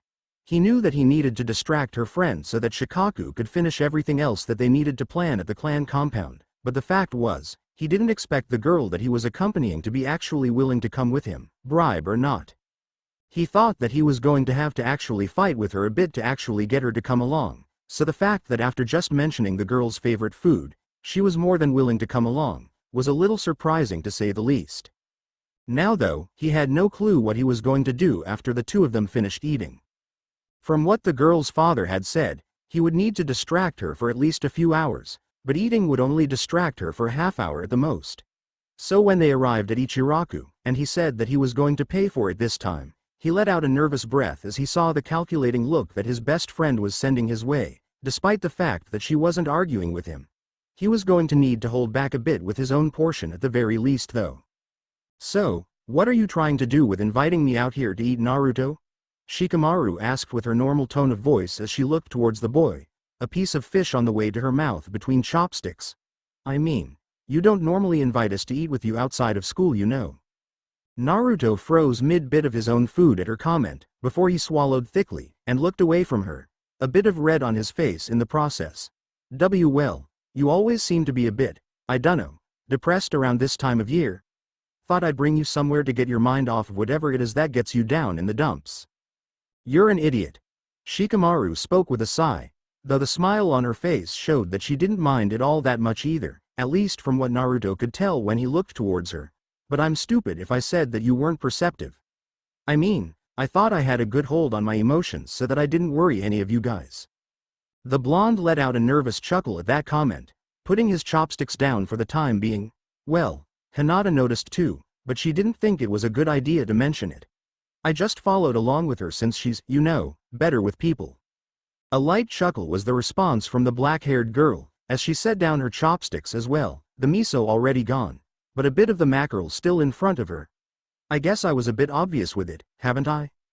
"Nah, I don't think so." Naruto responded a second later, sending a side glance towards his friend. "I mean, I'm not the best at noticing things like that, but no one else seemed to have noticed it yet either, with Choji having some, suspicions?" Shikamaru supplied with an amused look. Giving a nod along with a sound of agreement, the blonde continued. "Yeah, he's got a few of those, but I don't think he knows what it is just yet. What is it that bothers you so much about this time of year anyway?" Shikamaru stopped for a second as she looked towards her friend, a piece of mackerel halfway to her mouth. Setting it down softly, the black-haired girl let out a sigh as she said, "That's not something I'm ready to give up yet, you know. I'm sure you've got things that you don't want me to know." "I think I get it, but I'll always be your friend, you know that, right?" the blonde asked loudly, his face flushing a bit in embarrassment as he spoke. "I mean, you have me, Hinata, Kiba, Choji, and Shino too, but don't forget that I'm your best friend, got it?" Letting out an amused smile, the black-eyed girl simply nodded, the next piece of fish disappearing from in front of her. along with the last of the miso ramen that it had been placed in. Yeah, you troublesome blonde.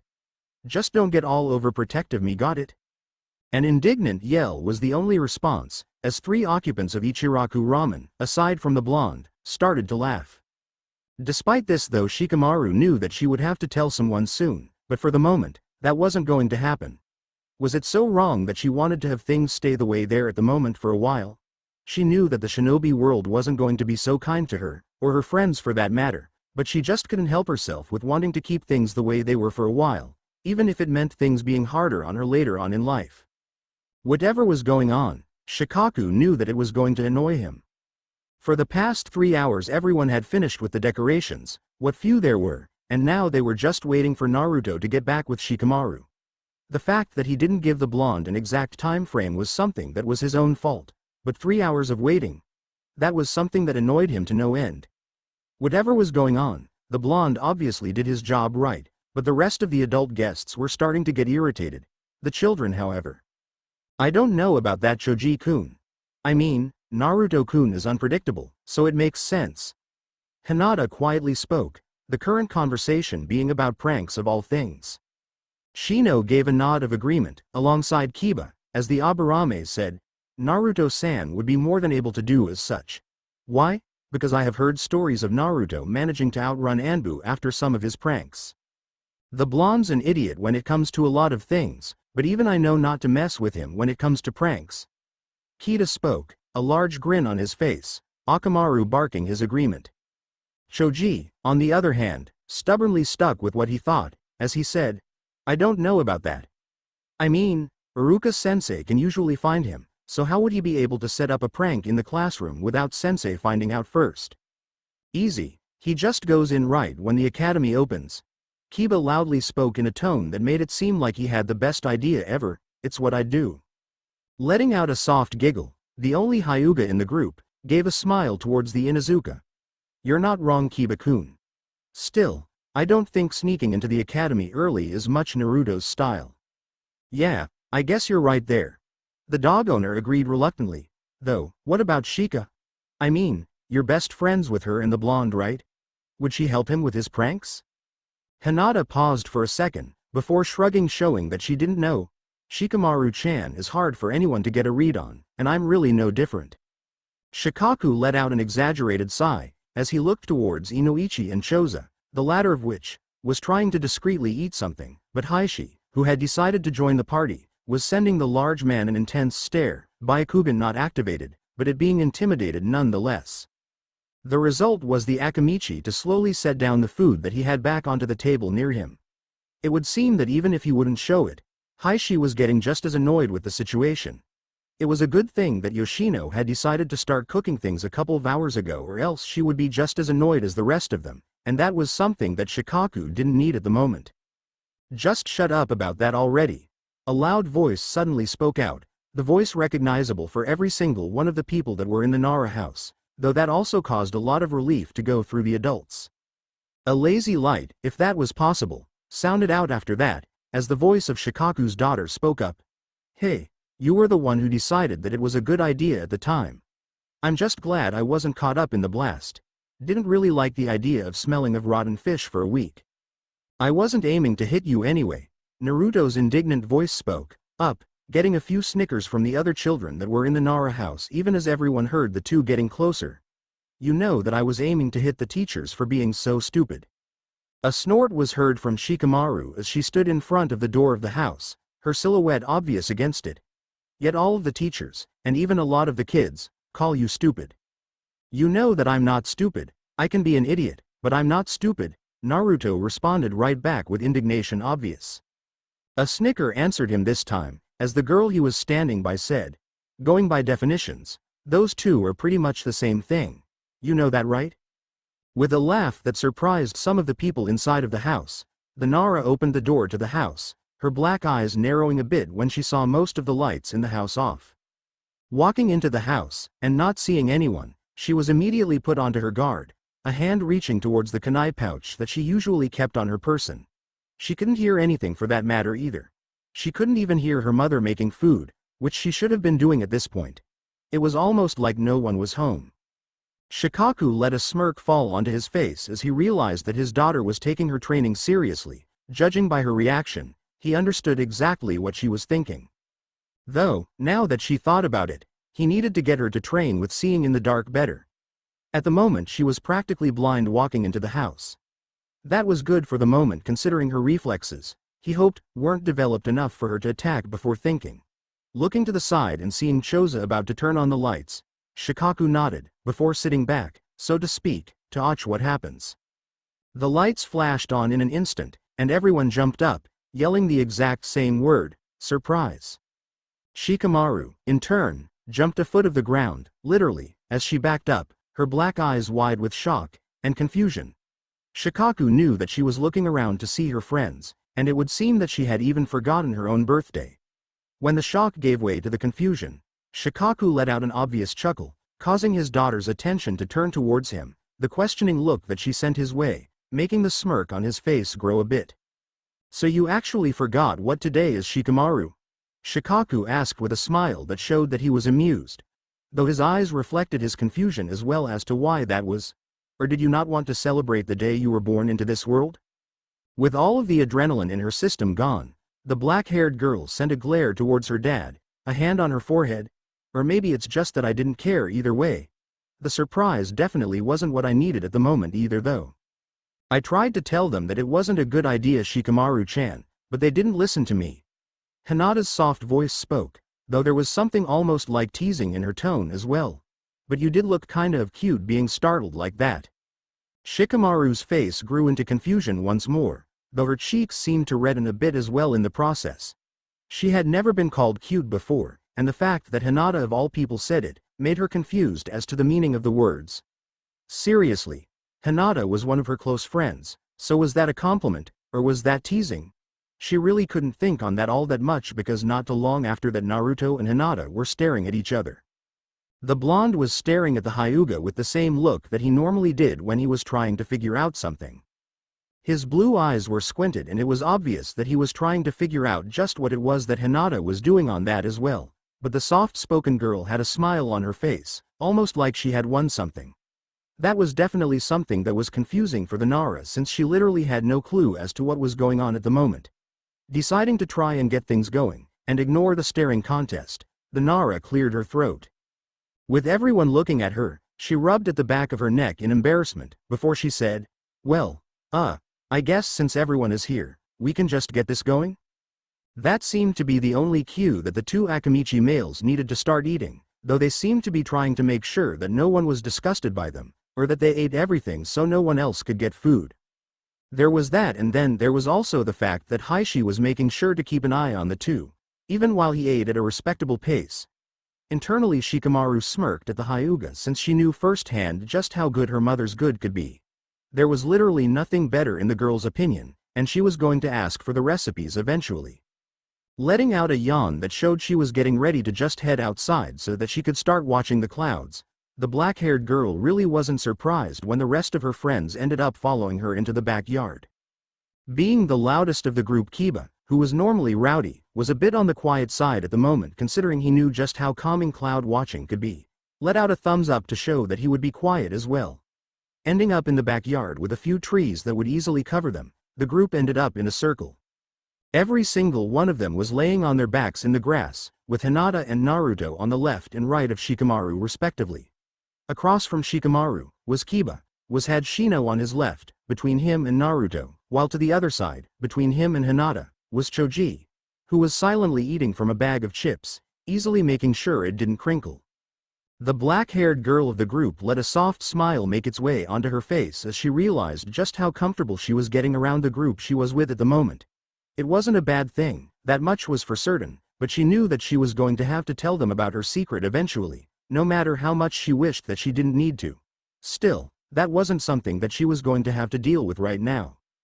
A loud burp echoed through the area a second later, coming from Choji, making even the birds go silent for a second. Every moved a bit to stare at the Akamichi, who was blushing bright red, before all of them burst out laughing. These were the days that Shikamaru wished could last forever. Shikamaru let out a sigh, her head being held up by her hand as she stared in front of her.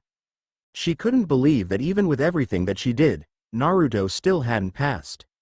She had helped him so much, and even tried to get the Hokage to try and help him because of the fact that she was almost certain that he had too much chakra to be able to make a clone. It was either that, or he had too much yang chakra in his system, something that the Nara clan tended to use when it came to their shadow jutsu. The Nara heiress would freely admit that she had some problems with the clone jutsu as well because of the fact that her clan used yang chakra, and didn't even touch the yin, which was used in illusions. A scowl made its way onto the girl's face when she remembered the look that appeared on Mizuki's face when he saw that Naruto didn't pass. Whatever it was that the bastard had planned now, it had already passed, and the girl really hoped that Naruto didn't do anything stupid. She knew that he was fine, though there was the fact that almost everything she actually knew ahead of time for this world was completely gone. The only things she remembered were things that had already passed, or things that she had learned. Needless to say, she was a bit worried about what was going on. Wincing a bit once a certain memory made its way to her mind, she knew that even if he didn't get into trouble, the two of them would have to apologize to each other eventually. She hadn't wanted things to turn into the way things did, but she knew that it was going to happen eventually. Sighing a bit to herself, she pulled out her notebook and started to write. To drift like a cloud looking towards the blonde that was by the swing at the moment, I knew that he hadn't passed. Hinata had told me that she had already tried to comfort him, but from what she had said, he didn't want it. Not too long after that was when Hinata had told me that I needed to try and help him. Really though, I didn't know how well I could help, but I wasn't going to not try. The two of us had been friends since we were kids after all, and that meant that I would try and help him at the very least. Seriously though, if he was going to be stubborn about it, I wasn't going to hold back. Walking out of the shade of the tree I liked, I went straight towards the blonde that was just swinging back and forth, ignoring the parents that were sending glares towards him. I had to force back the sigh of aggravation I had when I saw his expression. He was always like this as far as I could tell. Being starved for attention, he didn't know how to react to a lot of things, and when it came to things like this, he tended to overreact. Not saying that she shouldn't be sad about this, but he tended to blow things out of proportion when they were small things. This, however, was something that I thought he was being stupid about considering that he had dismissed one of his friends. Leaning against the tree that the swing was connected to, I didn't say anything to the blonde as his eyes continued to look towards the parents that were in front of the academy that were congratulating their children. The silence, however, really didn't last long between the two of us, as the blonde spoke. "I'm sorry." "What are you sorry for?" the black-haired girl asked as she leaned back a bit more looking towards the clouds that lazily floated across the sky. "I still think that you're going to become the Hokage eventually, you know that, right?" I flinched a bit when a fist connected with the tree near my head, and I looked up to see the blonde in question glaring at me. "I failed again, you know that, right? How can you still say that you believe me when I'm nothing but a Feilu?" A loud crack filled the air as Naruto fell backwards, me being where he was a second ago, my hands in my pockets, but my feet positioned in a way that showed that I kicked him in the chin. Glaring towards the blonde that was staring at me with wide eyes. "All right. I've had enough of you being all emo on me. I thought that was the Uchiha's job. How about you fight me and get it all out of your system?" The blonde let out a growl of anger, before he charged at me with a loud yell, with me dodging to the side to avoid the attack. The kick to the stomach showed that he was as unpredictable as he normally was. Decidedly ignoring the pain for the moment, I sent a knee to the blonde's stomach, causing him to back off, with the two of us a few feet away from him. For whatever reason I felt like I should have something hanging out of my mouth, but I shook that feeling away as just some stupid feeling of trying to look cool. Taking my hands out of my pockets, I grabbed the fist that Naruto sent my way, before sending him over my shoulder, only for the blonde in turn to hit me in the back with his heel. Using the momentum of the attack, I dragged him with me, as I tumbled a bit, letting go of him, and springing out of the tumble, and sending my foot down towards the blonde's chest. He in turn rolled backwards, getting out of the way from the first attack. A second later, he had his fists connecting with my chest, sending me back a bit with a slight cough. Moving to the side to dodge the second hit, I brought an elbow down on the boy's back, sending him into the ground with a loud noise following it. Jumping back far enough to let him get up, I felt a hint of nostalgia. This wasn't the first time that the two of us were across from each other getting ready to duke it out. This same situation happened years before when both of us were only 6 years old. I knew for a fact that the first time was a lot happier and both of us were more than happy to spar. This wasn't anything close to a spar. This was fight, and the both of us knew it. Both of us charged at each other without a single sound coming from either of us, but before we could actually do anything, a certain white-haired bastard of a teacher got between us. I was glaring at him even as he restrained the both of us. I forced my hand out of his grip as quickly as I could, ignoring him long enough to look at Naruto with a frown. I thought you wouldn't give up no matter what, Naruto. To drift like a cloud, the girl let out a sigh as she finished writing up that, but decided not to continue any further either. She knew for a fact that the blonde was going to be alright no matter what, but those words were a bit on the harsh side. She regretted them, that much was certain as well, but how was she going to apologize for it when she probably wouldn't see the blonde for a while? She really needed to try and find him as soon as team assignments were over and done with. The Nara was not going to let this fester. Letting out a groan, while also putting her head against the desk in front of her. Why couldn't she have friends that were at least a little bit normal? Originally she had just wanted to be a shinobi so that she could help Naruto with whatever he was going to do, but she never planned on becoming big in the shinobi world. What she did was causing people to stare at her, something that she wished they would just stop. The black-haired girl's eyes closed for a second, hoping to get some sleep, at least, until she heard Ino and Sakura come charge into the room, both of them yelling at the top of their lungs. Seriously, why couldn't they just stay quiet for one day? Looking up towards the commotion, she wasn't surprised to see the two fighting over which one of them was going to sit next to Sasuke. Same shit, different day pretty much when it came to that type of thing. But even with the distraction, Shikamaru's thoughts went back to her best friend and the fact that her words could have easily made it so that he hated her. The sigh that escaped her would have caught anyone's attention if they were need by, but Hinata was on the other side of the room at the moment, while Kiba and Shino were talking, even if it was one-sided. Of course that left Choji, but he wasn't one to talk while he was focused on eating. The sound of the door opening caught her attention once again as she mentally counted the people that she had seen in the room before setting her head down. A frown made its way onto her face as she realized that everyone that had graduated was already in the room, so why would there be another person coming in if it wasn't a teacher? Deciding to see for herself, even while a bit of hope was in her chest, the black-haired girl's eyes widened as she looked towards the door to see a familiar blonde in an orange jumpsuit. A smile made its way onto her face as she saw him, before a grimace settled in its place when she thought that the blonde was going to start glaring at her.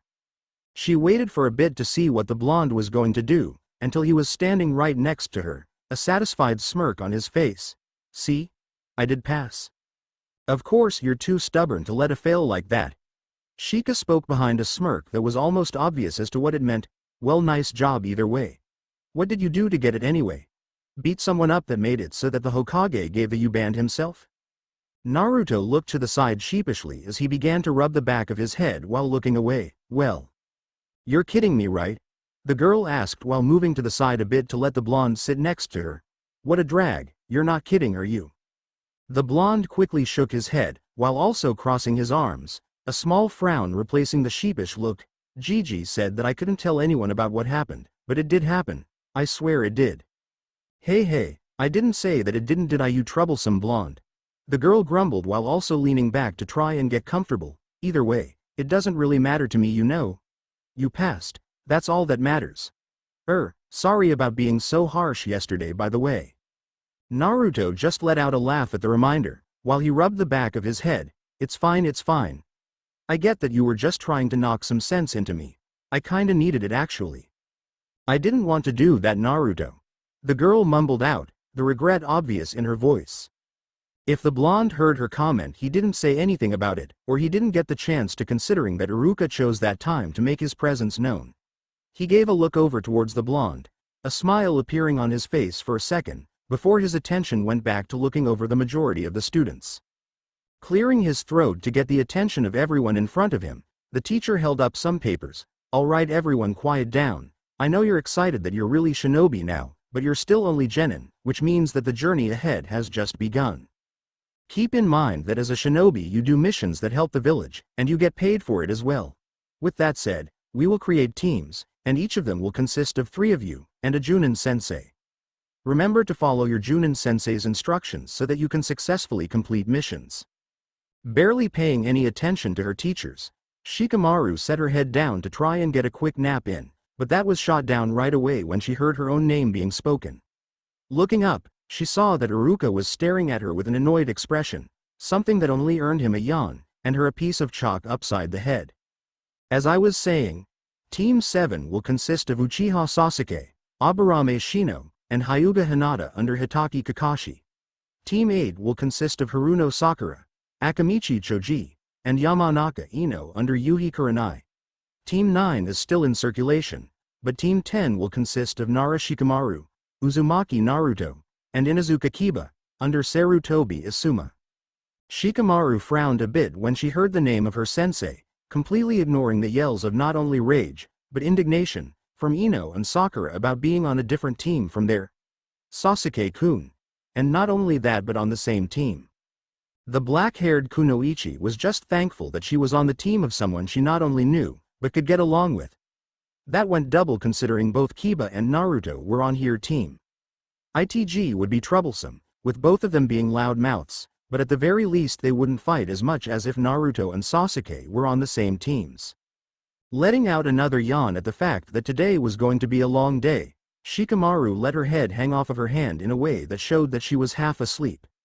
A lot of the students came and went, but it was starting to drag on for the Nada. She didn't want to fall asleep before her sensei made it to the classroom, but with the way things were going she really was going to end up falling asleep. Another yawn was the only warning that she got before her head dipped once again. To drift like a cloud, Naruto let out a yawn as he tried to keep his attention forward, but the sound of something hitting the desk next to him caught his attention. He shouldn't have been surprised, really he shouldn't, but finding Shikamaru right next to him sleeping like a log was not something that he expected.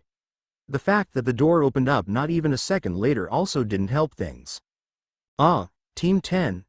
The guy that walked in asked as if he wasn't sure if they were in there or not. The guy was tall, with brown eyes, olive skin, short black spiky hair, and a beard.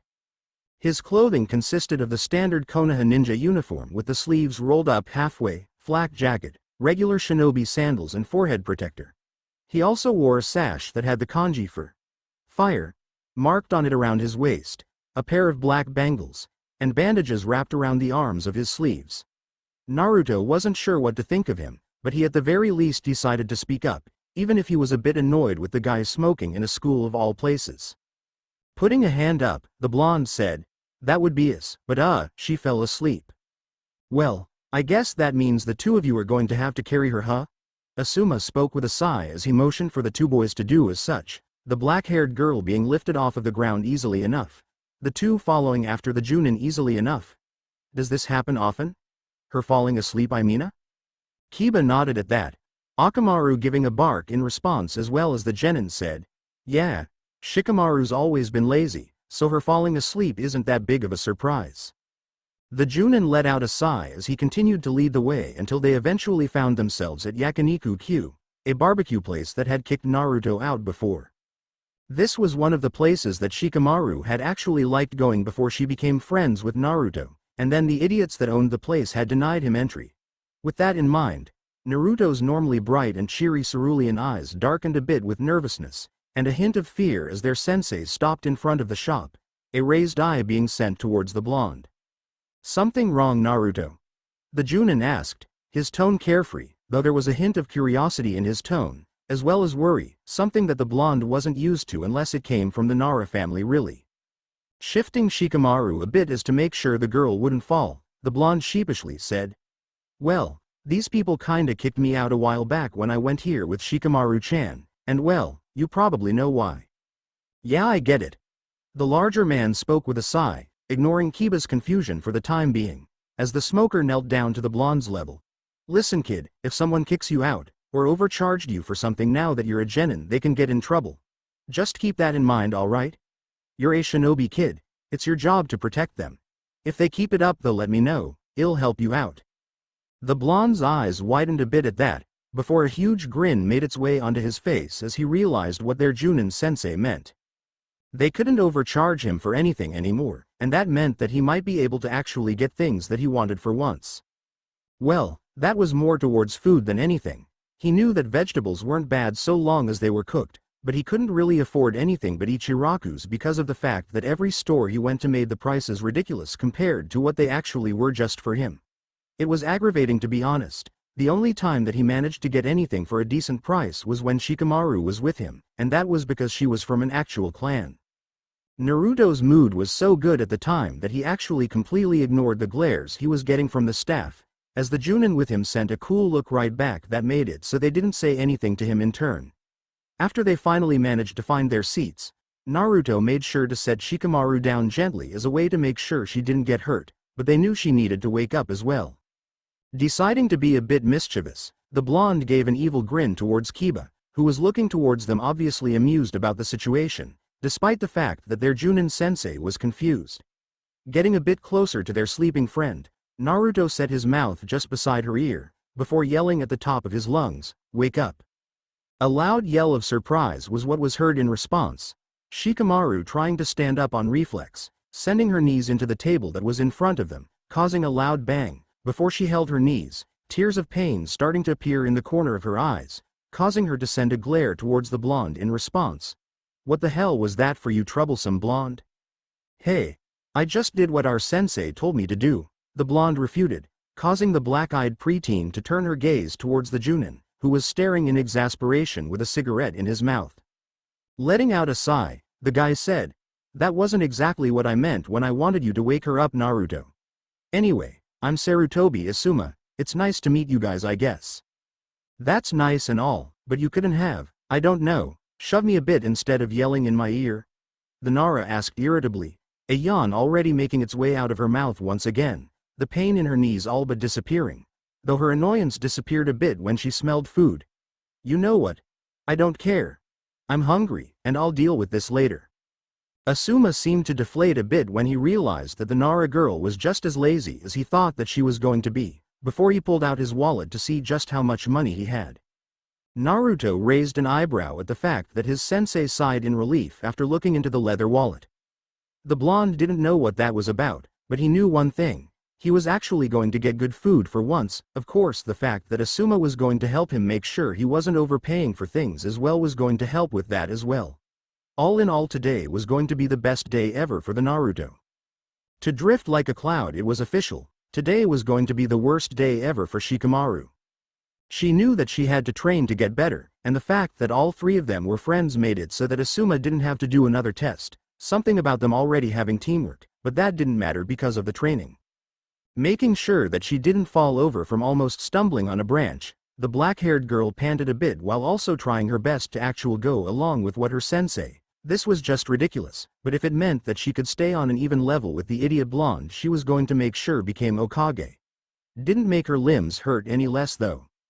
"Come on, Shika-chan, you can do it," the blonde idiot in question yelled out as he passed her for the third time today already, the weights on her arms and legs causing her some strain, but not enough to really do anything when it came to hurting her growth. Sending a glare towards said blonde, the girl looked over towards Kiba, who at this point was on the ground panting since he charged as fast as he could right out of the gates before she groaned. "What a pain in the ass. Why couldn't I have gotten a lazy sensei that would let me sleep for a few hours or something?" "Hey, you were the one who said, and I quote, 'My dream is to make this idiot blonde Hokage with me by his side,'" Asuma spoke from where he was standing beside Kiba, raising an eyebrow at the girl in response. "Unless you meant that in the sense of marriage or something." That comment caused the girl to stumble a bit, landing straight on her face. Rolling over with a groan, the girl sent a particularly evil glare right at Asuma, one that most men knew meant trouble for them. "Why the hell would you even suggest something like that? I'm 13 for God's sake, and you seriously think I'm already thinking about the one commitment that should be permanent? Not until I'm 30 at least." That got a few stares, but to be honest she didn't care. She was finally able to sit down without having to do anything. Letting out a groan, the black-haired girl decided that she was going to put in an entry now that she had the chance, and pulled out her notebook, pointedly ignoring the blonde idiot explaining that she wrote in some weird language that I can't read, to Asuma sensei. "To drift like a cloud, what a pain. First time training with my sensei and already I'm hurting like I got mule kicked by a horse. I don't know what's worse though, the fact that I'm going along with it, or the fact that I know that I have to do this to be able to stay standing on even footing with Naruto, and that I know it still won't be enough. Hell, I might be able to become an S-rank shinobi eventually with what I'm doing, but that doesn't mean jack when it comes to a war. I don't know what it is, but I just have this feeling that things are going to get a lot worse before they get anywhere close to better.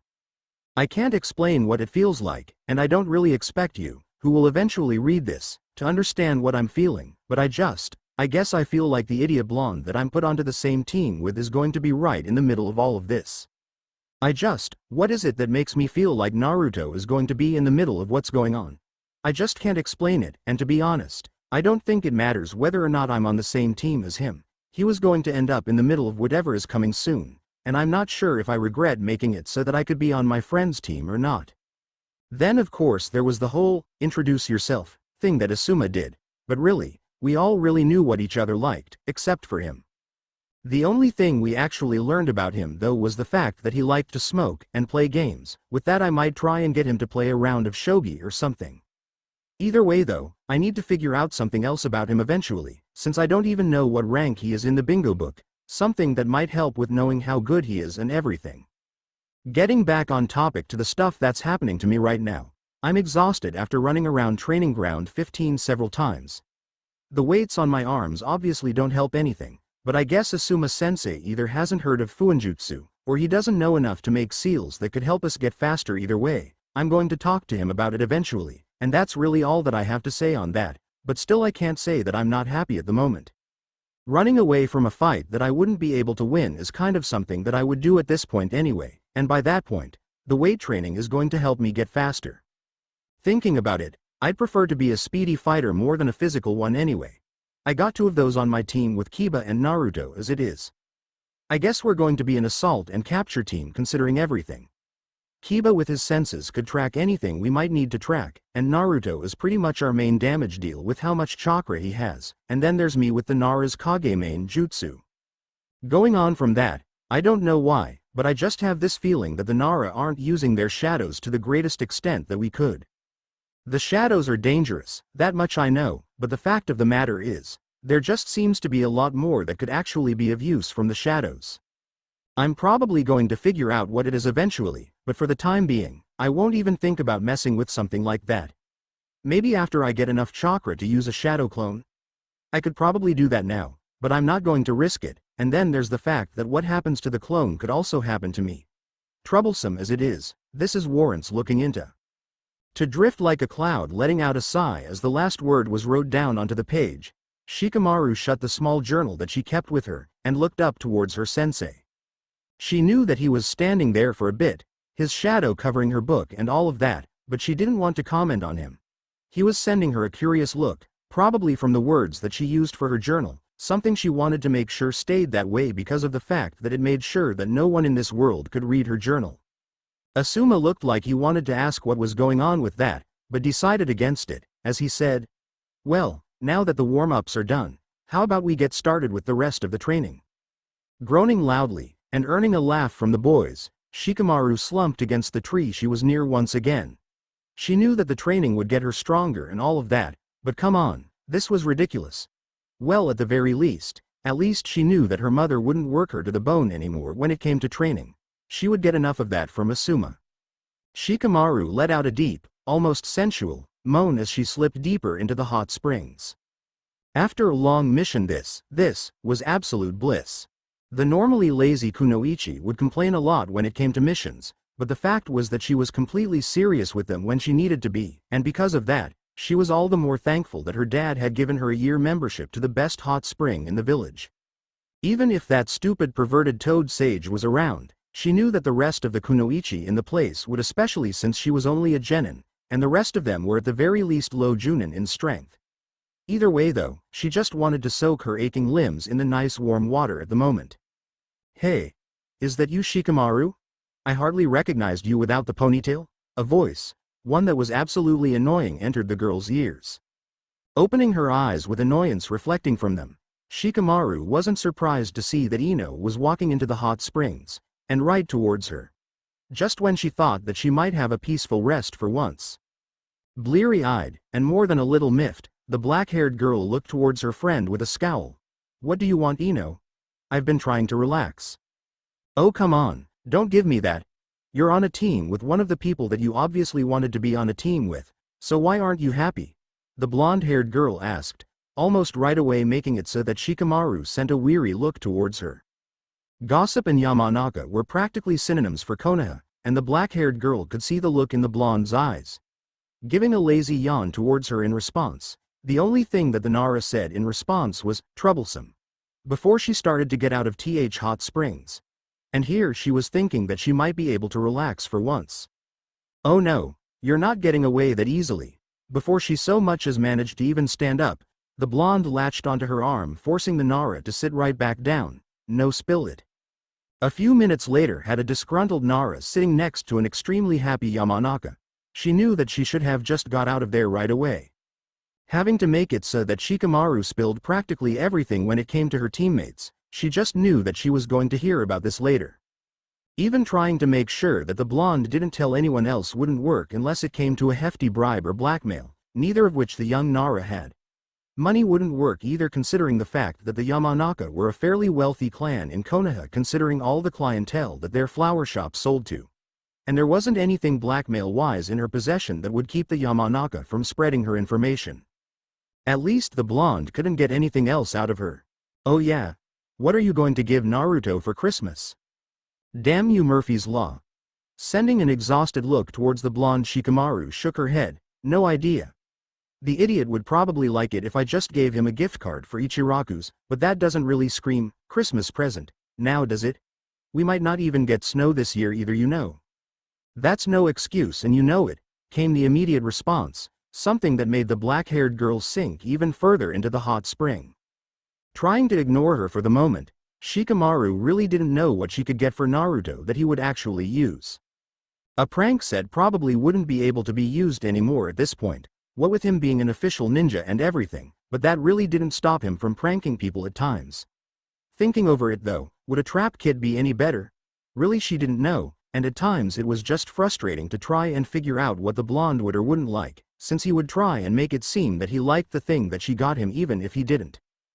Giving a groan of annoyance, the black-haired girl stood up once again to get out of the bath, this time not being stopped by Ino, since it seemed that Shikamaru was deep in thought. Even then though, the blonde gave a soft smile towards the Nara, considering that as far as she was concerned Shikamaru liked Naruto. Whether that was true or not remained to be seen, but she was rooting for the two no matter what, even if they didn't know it. Christmas, putting lights on the tree. As it turned out, Shikamaru had been racking her brain to figure out what she was going to do for the blonde idiot for almost a week, and before she knew it, it was Christmas Eve, and she was starting to panic. Her father had tried to give his help, her mother as well for that matter, but she had quickly declined it. She was of the mindset that if it wasn't a gift that she thought of herself, then it wasn't worth it to give the blonde. Before she knew it, though, the date had sneaked up on her and it was time for the party that she had invited all of her friends to for Christmas, and she was still not sure if the blonde's present would be well taken or not. She couldn't decide just what it was that she would give him, so she ended up just getting something on impulse, and she really did hope that it was taken well. She saw herself as the blonde's best friend, so if she didn't get him a gift that he actually liked, she would be disappointed in herself. If you keep that up, you're going to wear a ditch into the rug. A voice spoke up, catching her attention. Looking over towards the voice, Shikamaru saw that her father was staring at her with an amused look on his face. Right away annoyance flooded her system at the sight due to the fact that he was so amused at her worry. The scowl on her face must have really shown how annoyed she was at the situation, that Shikaku let loose a chuckle. Giving his daughter a smile in response to the scowl, the older Nara spoke.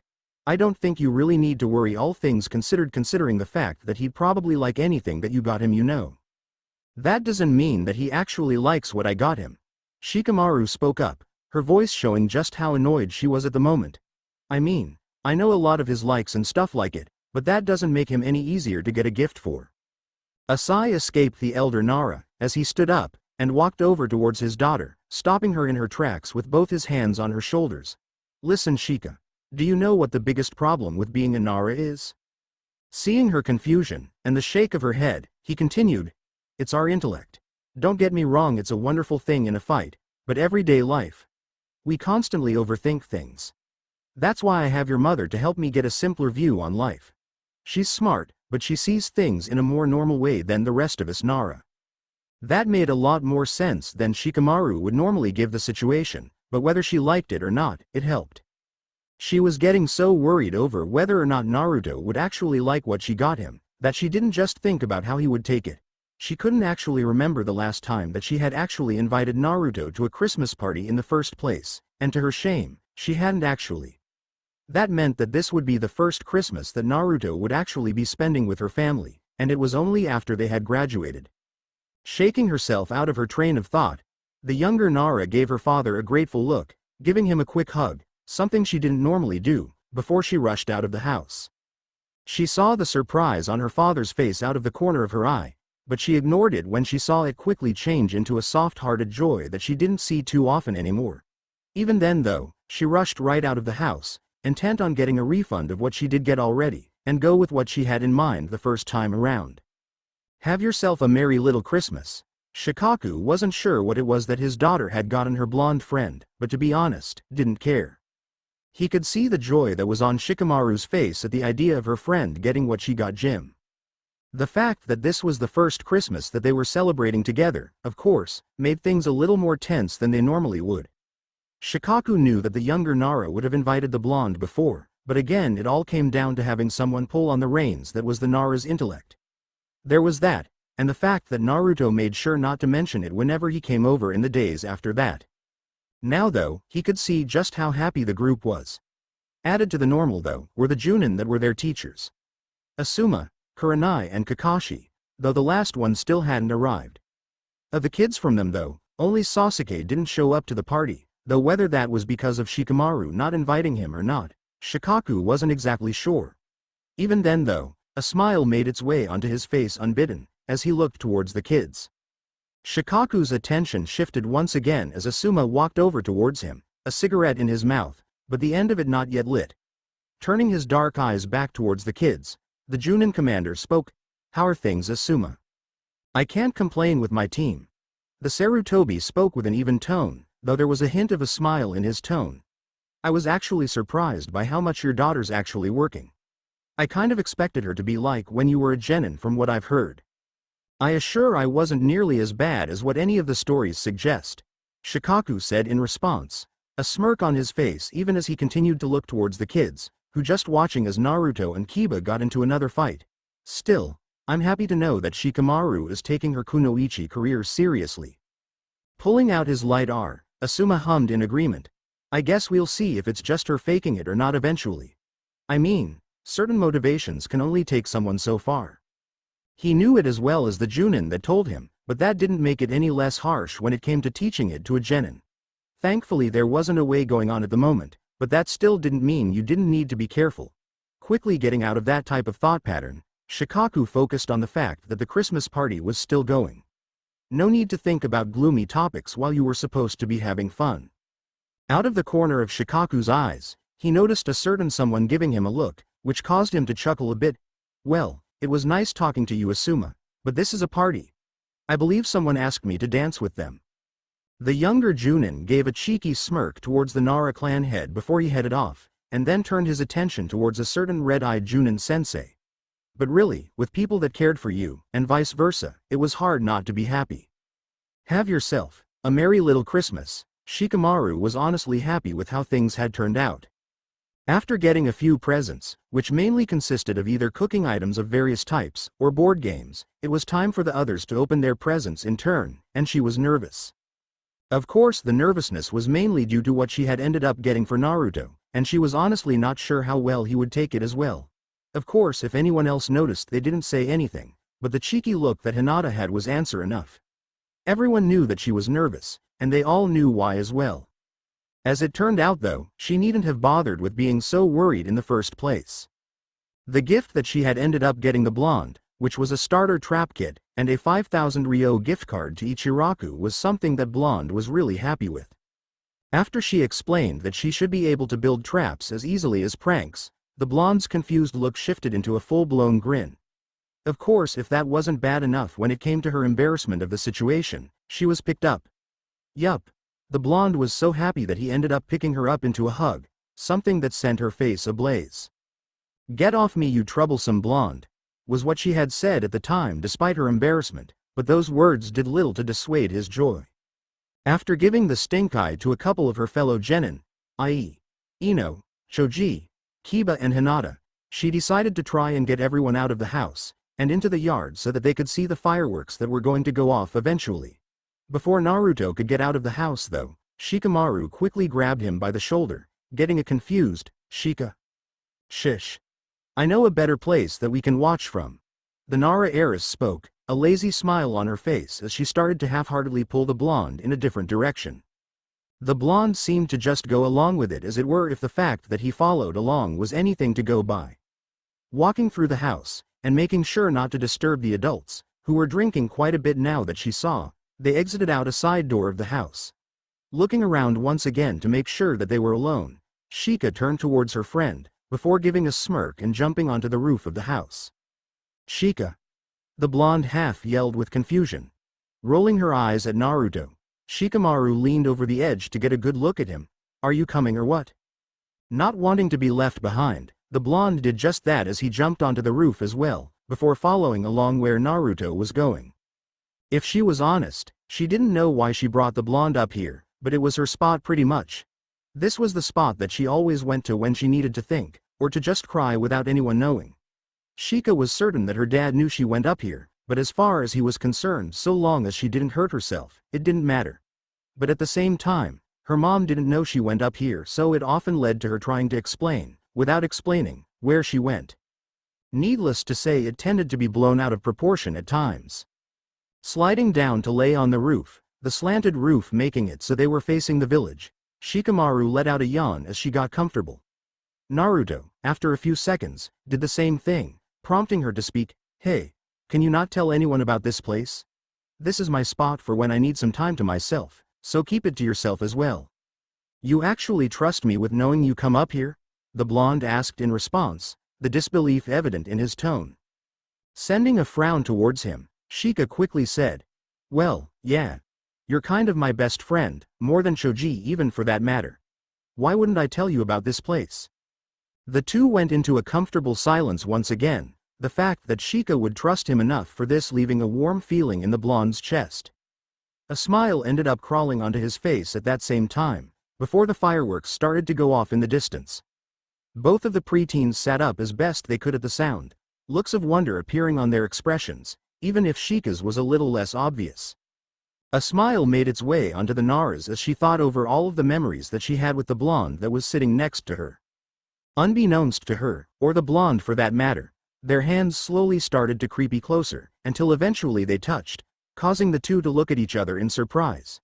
They stayed like that for an awkward moment, before a soft smile made its way onto Shika's face, while a grin made its way onto Naruto's. Raising her hand, she took the blonde's hand into her own, a tight grip on the hand showing that she was going to let go of it. It might be crazy, the type of things that they were going to end up getting into in the future, but that didn't matter to either of them. They had gotten through everything so far, they could do it again no matter what else was sent their way. Thanks for watching, guys. That's it for today, guys.